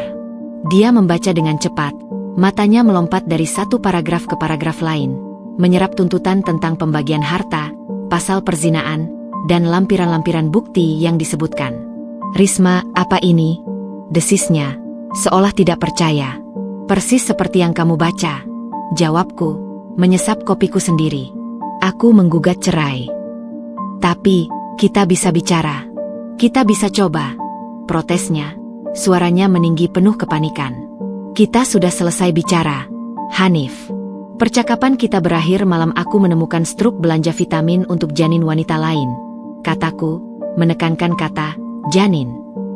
Sisanya, hanya aku mengumpulkan bukti-bukti sementara kamu melanjutkan kebohonganmu. Dia terdiam, melihat kembali surat itu. Matanya tertumbuk pada lampiran bukti. Kamu pasang penyadap? Kamu retas rekeningku? Tanyanya, dengan nada lebih marah daripada malu. Aku melindungi hak-hakku sebagai istri yang dikhianati dan dikurangi hartanya. Sebut itu apa saja. Dia menjatuhkan dirinya ke kursi, terlihat hancur. Amplop itu terjatuh dari tangannya, kertas-kertas berserakan di lantai. Jadi selama ini, Semua ketenanganmu adalah kesabaran untuk mengumpulkan senjata. Aku menyelesaikan kalimatnya. Aku tidak marah, Hanif. Aku hanya lelah. Dan sekarang, aku mengambil jalan keluar yang sah. Hanif terduduk lama dalam diam. Lalu, dengan gerakan seperti robot, dia mengumpulkan kertas-kertas itu. Aku tidak akan menandatanganinya. Aku akan membantahnya. Silakan, jawabku. Tapi ingat, setiap bukti di sana asli. Rekaman suara, transaksi bank, foto. Bahkan percakapan dengan ibumu yang mendukung selingkuhanmu. Mau diapakan di pengadilan? Mau mempermalukan dirimu, ibumu, dan Anya lebih jauh. Nama Anya disebutkan dengan sengaja. Dia menatapku, dan untuk pertama kalinya, aku melihat ketakutan murni di matanya. Bukan takut kehilangan aku, tapi takut menghadapi konsekuensi publik, takut kehilangan muka, takut menghadapi amarah Anya dan keluarganya yang akan makin menjadi jika semua ini terbuka di persidangan. Kamu menginginkan apa? Tanyanya, suara kecil, dikalahkan. Aku menginginkan apa yang menjadi hakku sesuai hukum. Rumah ini, separuh dari semua aset yang tercatat dan yang tidak tercatat. Dan kebebasan untuk tidak pernah lagi melihat wajahmu setelah ini selesai. Dia memandangi aku, seolah baru mengenaliku. Mungkin memang iya. Dia tidak pernah mengenal Risma yang kuat, yang diam-diam tangguh, yang bisa merencanakan balasan dengan kepala dingin. Baik, katanya akhirnya, suara parau. Aku akan bicara dengan pengacaraku. Bagus. Semua komunikasi selanjutnya melalui pengacara kita masing-masing. Aku berdiri, mengambil tas yang sudah kusiapkan. Aku akan tinggal di apartemen servis dekat rumah sakit untuk sementara. Kau punya waktu 2 minggu untuk pindah dari rumah ini, sesuai surat gugatan. Aku harus pindah? Tapi ini rumah kita. Tidak lagi. Dan menurut data GPS, kamu sudah punya rumah lain di Lavender, bukan? Kataku, menikmati sedikit kemenangan kecil saat wajahnya kembali tertampar. Aku berjalan menuju pintu. Di ambang pintu, aku berbalik. Dia masih terduduk di meja makan, dikelilingi kertas-kertas yang menandai kehancuran hidupnya. Oh ya, kataku, dengan nada yang hampir kasual. Sebaiknya kau beritahu Anya. Dia mungkin sedang menunggumu untuk berdiskusi tentang DP rumah di Bogor. Beritahu dia bahwa DP itu mungkin akan digunakan untuk memenuhi tuntutan finansial dalam gugatan ceraimu. Aku tidak menunggu responsnya. Aku menutup pintu dengan perlahan, meninggalkan rumah, pernikahan, dan semua kebohongan di belakang. Saat mobil melaju menjauh, tidak ada air mata yang jatuh. Hanya ada sebuah kelegaan yang besar dan sunyi. Rasa sakit itu masih ada, tapi sudah dikemas rapi, disimpan di suatu tempat yang tidak akan menghalangiku untuk bernapas. Pemisahan yang dingin itu telah terlaksana. Langkah pertama menuju kebebasan telah diambil. Dan sementara Hanif akan tenggelam dalam kekacauan yang harus dia hadapi, dari Anya yang menuntut, dari ibunya yang mungkin kecewa, dari masalah keuangan yang akan menghimpit, aku akan melangkah ke babak baru. Babak di mana Risma tidak lagi menjadi korban, tidak lagi menjadi penyelidik diam-diam, tetapi menjadi arsitek bagi kehidupannya sendiri. Hukum akan menjadi alatku, dan karma, yang telah mulai bekerja, akan kubiarkan menyelesaikan tugasnya untuk mereka. Tugasku sekarang adalah pulih, dan itu dimulai dengan satu langkah menjauh dari semua racun itu. Kekacauan yang kutinggalkan di rumah itu seperti bom waktu. Tanpa kehadiranku yang stabil, sebagai penyeimbang semu, tekanan pada Hanif menjadi tak tertahankan. Tuntutan keuangan dari gugatan cerai, amarah dan kekecewaan ibunya yang akhirnya tahu skala sebenarnya dari kebohongan anaknya, karena namanya disebut dalam bukti, dan yang paling meledak, Anya yang semakin tak terkendali. Kehamilannya semakin membesar, dan dengan itu, ketakutan akan masa depan. Janji Hanif tentang rumah Bogor telah menjadi lelucon pahit. Kini, yang ada hanyalah ancaman kehilangan apartemen Lavender untuk memenuhi tuntutanku. Anya merasa terperangkap.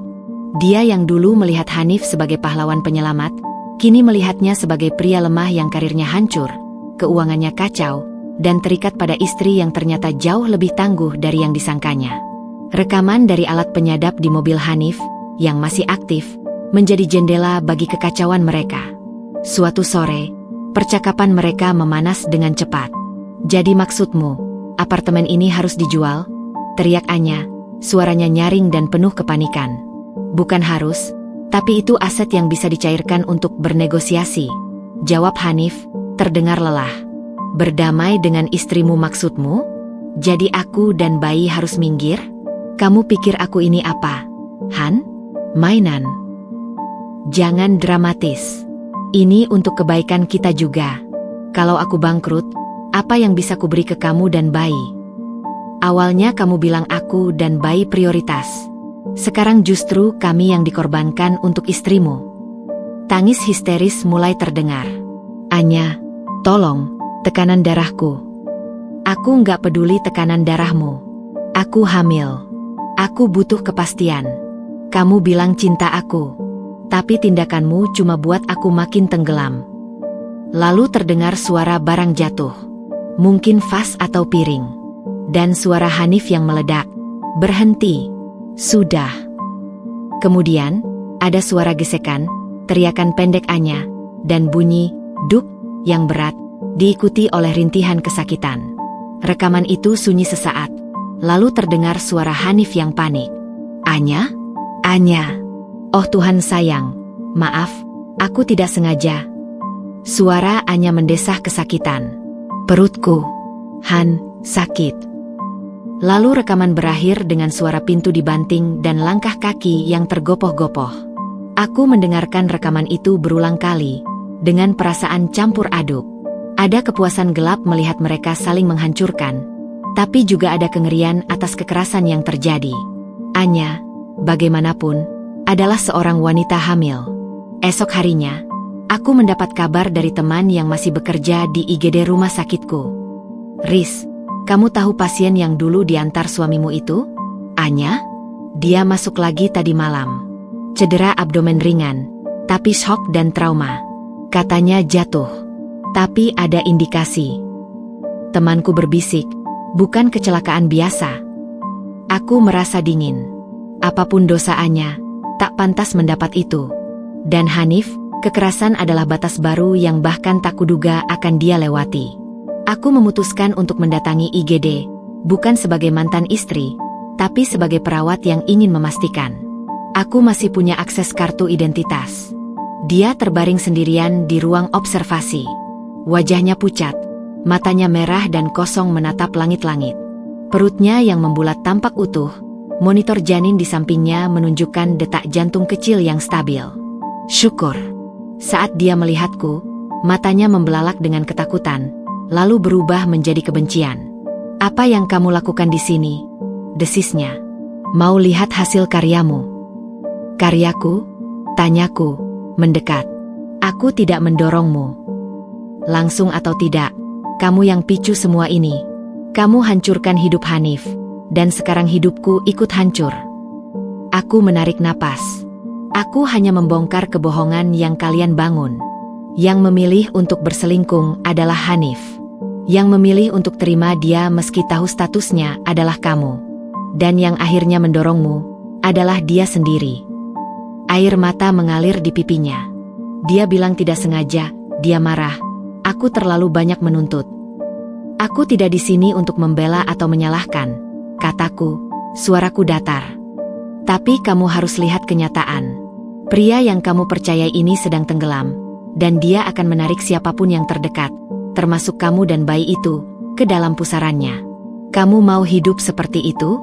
Selalu takut, selalu bertengkar, selalu jadi nomor 2 setelah keselamatannya sendiri." Anya menatapku. Dan untuk pertama kalinya, kebenciannya seolah tertutup oleh kesadaran yang menyakitkan. "Aku tidak punya pilihan," bisiknya. "Kamu punya. Lapor polisi untuk kekerasan tadi. Itu akan jadi bukti untuk tuntutanmu nanti. Dan jauhkan diri darinya. Dia bukan penyelamatmu. Dia malah bencanamu." Aku meninggalkannya dengan pikiran yang bergejolak. Nasihatku itu bukan karena rasa kasihan yang tulus, tapi lebih seperti strategi. Semakin banyak masalah hukum yang dihadapi Hanif, semakin kuat posisiku di pengadilan. Dan jika Anya berbalik melawannya, itu akan menjadi karma terbaik. dikhianati oleh orang yang dia korbankan segalanya. Dan ternyata, itu yang terjadi. Beberapa hari kemudian, melalui pengacaraku, Bu Rika, aku mendapat kabar mengejutkan. Anya, didampingi orang tuanya yang kini marah besar, telah melaporkan Hanif ke polisi atas dugaan penganiayaan ringan terhadap wanita hamil. Mereka juga meminta perlindungan dan menyatakan bahwa Hanif telah menelantarkan janinnya secara finansial dan emosional. Hanif, yang sedang berjuang dengan gugatan cerai dan masalah keuangan, kini harus berhadapan dengan laporan polisi. Reputasinya benar-benar hancur. Lingkaran sosial mereka yang dulu mendiamkan perselingkuhan itu, kini gempar. Dukungan yang diterimanya pun menguap. Suatu malam, Hanif meneleponku. Suaranya hancur. "Risma, tolong. Semuanya hancur. Anya melaporkanku. Ibuku tidak mau bicara. Aku tidak punya siapa-siapa." Aku mendengarkan, tanpa sepatah kata pun. Apa masih ada kesempatan untuk kita? Aku menyesal. Aku benar-benar menyesal. "Penyesalanmu datang setelah semua konsekuensi menghantammu, Hanif," jawabku akhirnya, suara tenang. "Bukan karena kamu benar-benar paham telah menyakitiku. Ini tentang keselamatan dirimu sendiri. Aku tidak tertarik. Tapi aku masih mencintaimu. Jangan." Kata itu sudah tidak ada artinya lagi bagiku. "Urus semua masalahmu. Dan jangan hubungi aku lagi, kecuali melalui pengacara." Karma telah menyelesaikan siklusnya. Cinta yang dibangun di atas sandiwan, telah berbalik menjadi kebencian dan tuduhan. Anya, yang dulu menjadi pelariannya, kini menjadi musuh di pengadilan. Ibunya, yang dulu mendukung, kini malu dan menjauh. Hanif terjebak sendirian di tengah reruntuhan semua pilihan hidupnya. Karir, reputasi, keluarga, bahkan pelariannya, semua berbalik menghancurkannya.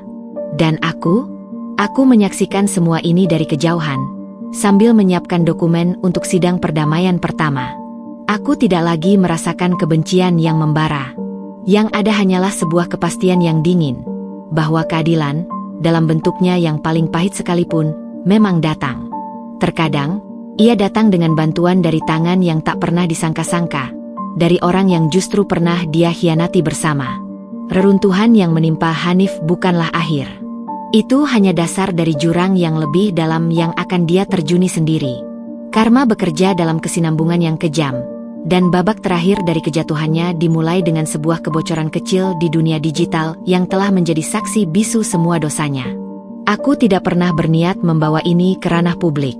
Tujuanku adalah pengadilan, keadilan hukum yang tertib. Tapi Anya, dalam keputusasaannya dan kemarahannya yang membara setelah insiden kekerasan, memiliki cara sendiri untuk membalas dendam. Mungkin dia merasa telah dikhianati dua kali. Pertama oleh janji-janji Hanif, dan kedua oleh kekerasan yang diterimanya. Atau mungkin, temannya yang selama ini mendukungnya dari jauh, tidak tahan melihat penderitaannya. Seseorang, aku menduga kuat itu adalah sahabat dekat Anya yang pernah kutemui di media sosial, mengumpulkan semua potongan narasi yang ada. Foto-foto samar Hanif dan Anya, kini dengan wajah yang tidak diburamkan. Screenshot percakapan mereka yang lebih vulgar, yang tidak kumiliki. Cerita tentang kehamilan yang dibanggakan lalu ditelantarkan. Dan yang paling mencengangkan, rekaman suara singkat hasil screen record dari ponsel Anya saat Hanif membentak dan mendorongnya, yang berakhir dengan rintihannya kesakitan. Semua itu disusun dalam sebuah thread panjang di platform media sosial, dikirim dari akun anonim, namun dengan tagar yang langsung viral. "Bos ganteng pengkhianat, selingkuh dan pukul, justice for mama muda." Viralitas itu seperti api di ladang kering. Dalam hitungan jam, thread itu dibagikan ribuan kali. Wajah Hanif yang dulu tampan dan selalu rapi di profil LinkedIn-nya, kini menjadi meme ejekan. Nama lengkapnya, perusahaan tempatnya bekerja, bahkan alamat apartemen lavender tersebar. Netizen dengan cepat menjadi detektif, menemukan profilku sebagai istri sah, dan bahkan foto-foto lama kami yang bahagia dijadikan bahan sindiran pedas. Efeknya seperti domino yang sudah ditunggu runtuhnya. Pertama, dari dunia kerja PT Bina Karsa, yang sudah meragukan integritasnya, kini mendapat tekanan publik. Klien-klien potensial mengirim email pertanyaan. Reputasi perusahaan ternoda oleh skandal moral salah satu manajernya yang viral. Siang itu juga, Hanif menerima telepon dari HRD. Surat pemecatan tanpa pesangon akan dikirimkan ke alamatnya, dengan alasan melanggar kode etik perusahaan dan merusak nama baik institusi. Pekerjaan, sumber nafkah dan kebanggaannya hilang dalam sekejap. Kedua, dari hukum laporan polisi Anya tentang penganiayaan yang semula mungkin berjalan lambat, kini mendapat sorotan. Polisi harus bertindak cepat karena viral. Hanif dipanggil untuk diperiksa secara intensif. Tidak hanya itu, Departemen Pajak mendapat kiriman anonymous tip tentang kemungkinan penggelapan pajak dari rekening terpisah dan transaksi propertinya yang tidak jelas. Hidupnya berubah menjadi rangkaian panggilan ke kantor polisi dan kantor pajak. Ketiga, dari keluarganya sendiri, ibu mertuaku, Bu Sari, yang dulu mendukung, kini dikepung oleh tetangga dan sanak keluarga yang menanyakan cerita viral itu. Rasa malu yang luar biasa membuatnya akhirnya menelponku, bukan untuk meminta maaf, tapi untuk mengeluh. Risma, lihat apa yang terjadi.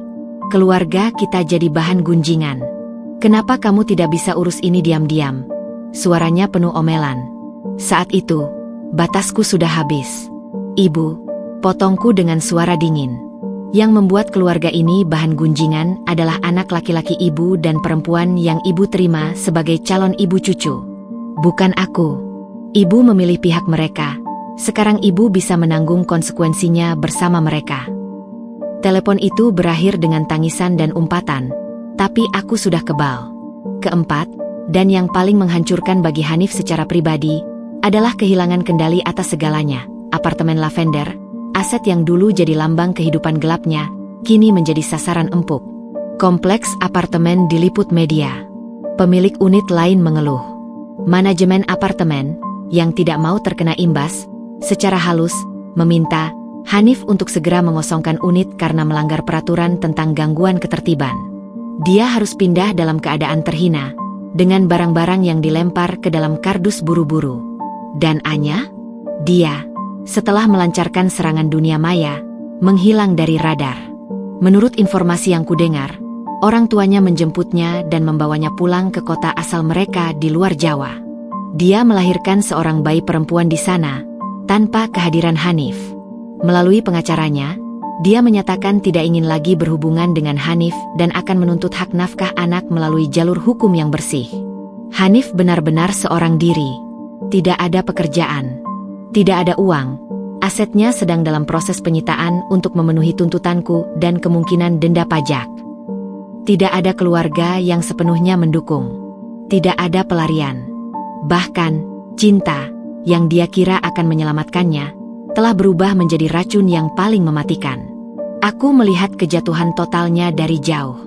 Melalui berita-berita viral yang perlahan mereda, melalui pemberitahuan dari pengacaraku tentang perkembangan perkara perdata dan pidana yang dihadapinya, dan melalui satu-satunya rekaman terakhir dari alat penyadap di mobilnya yang belum sempat dia temukan. Dalam rekaman itu, terdengar dia menangis. Suara terisak-isak seorang lelaki yang kehilangan segalanya. Lalu, terdengar dia bergumam pada dirinya sendiri, suaranya parau dan patah-patah. Apa yang telah kulakukan? Aku menghancurkan semuanya. Risma, maaf. Anya, maaf.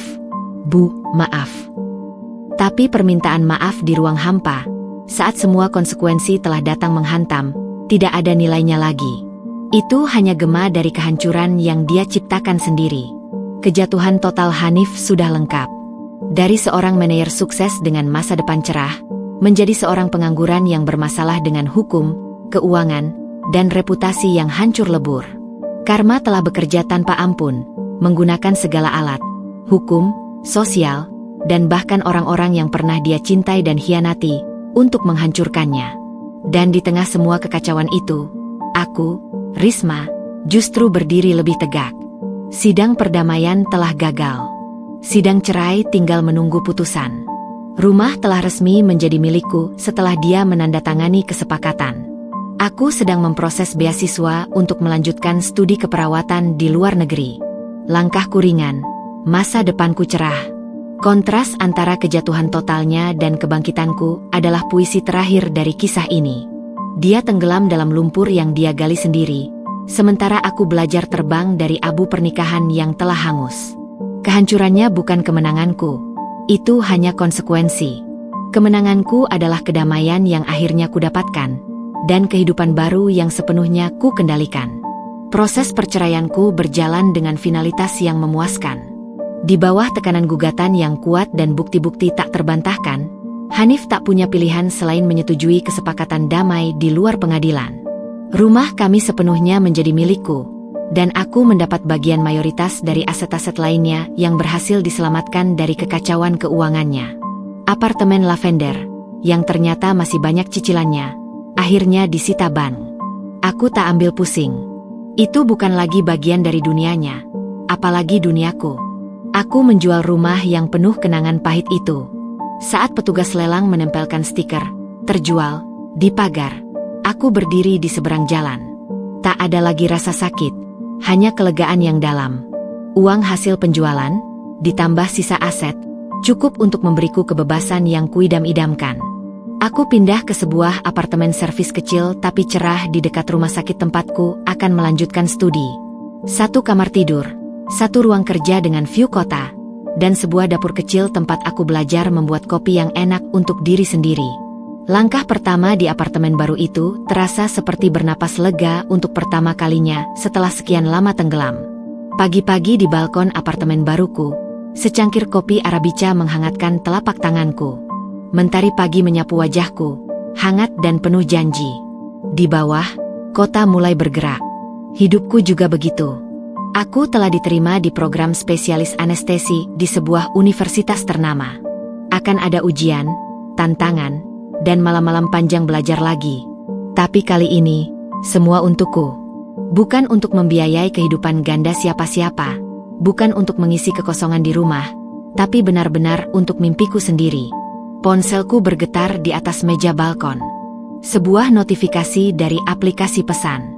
Bukan dari Burika, pengacaraku, yang hubungan kami sudah berakhir profesional. Bukan dari Irfan yang hanya mengirim meme lucu belakangan ini. Itu dari sebuah nomor yang tidak tersimpan, namun rangkaian angkanya terpatri dalam ingatanku. Nomor Hanif yang lama. Dengan hati yang tenang, ku buka pesannya. Riz, aku tahu aku tidak berhak. Tapi aku harus mencoba. Aku hancur. Benar-benar hancur. Semua yang kukatakan dulu, semua yang kulakukan, itu kesalahan terbesar hidupku. Aku melihat fotomu di LinkedIn, menerima beasiswa. Aku sangat bangga, dan sangat menyesal. Aku menyesali setiap detik yang menyakitimu. Apa ada kesempatan untuk kita bicara? Bukan untuk kembali. Hanya untuk aku bisa benar-benar meminta maaf. Aku tidak punya siapa-siapa lagi. Hanif. Kalimat pertama adalah sebuah metafora. Aku memang sering dinas malam, tapi malam ini tidak. Dinas malam adalah kiasan untuk perjalananku sendiri, fokusku pada studiku, pada hidup baruku yang tak lagi menyisakan ruang untuk drama masa lalunya. Kalimat kedua adalah penutup. Sebuah salam perpisahan yang formal, dingin, dan final. Sebelum ada balasan lain yang mungkin penuh dengan keberatan atau ratapan, aku melakukan hal terakhir yang akan kubuat terkait dia. Aku memblokir nomor tersebut. Lalu, satu persatu, aku memblokir semua akun media sosialnya yang masih bisa kuingat. Bukan karena kebencian, tapi karena perlindungan. Ruang mental dan emosionalku terlalu berharga untuk diisi oleh polusi dari masa lalu. Aku menenggak habis kopiku, merasakan rasa pahit yang nikmat di ujung lidah. Kemudian, aku mengambil tas ransel berisi buku-buku teks anestesiologiku. Hari ini ada orientasi program. Dunia baru menungguku. Saat aku berbalik meninggalkan balkon, sinar matahari pagi menerpa seluruh tubuhku, seolah memberkati langkahku. Bab bernama Hanif, pernikahan, dan pengkhianatan telah berakhir dengan hukuman karma yang setimpal untuknya, dan kebebasan yang kupersembahkan untuk diriku sendiri. Aku adalah Risma yang bangkit. Bukan lagi korban, bukan lagi penyelidik diam-diam, bukan lagi istri yang terluka. Aku adalah Risma, calon spesialis anestesi, pemilik hidupnya sendiri, dan sang pionir di cerita baru yang sepenuhnya milikku. Fajar itu bukan hanya milik pagi ini, tapi milik setiap hari yang akan datang dalam hidupku. Dan aku siap menyambutnya, dengan senyuman yang tulus, Untuk pertama kalinya dalam waktu yang sangat lama.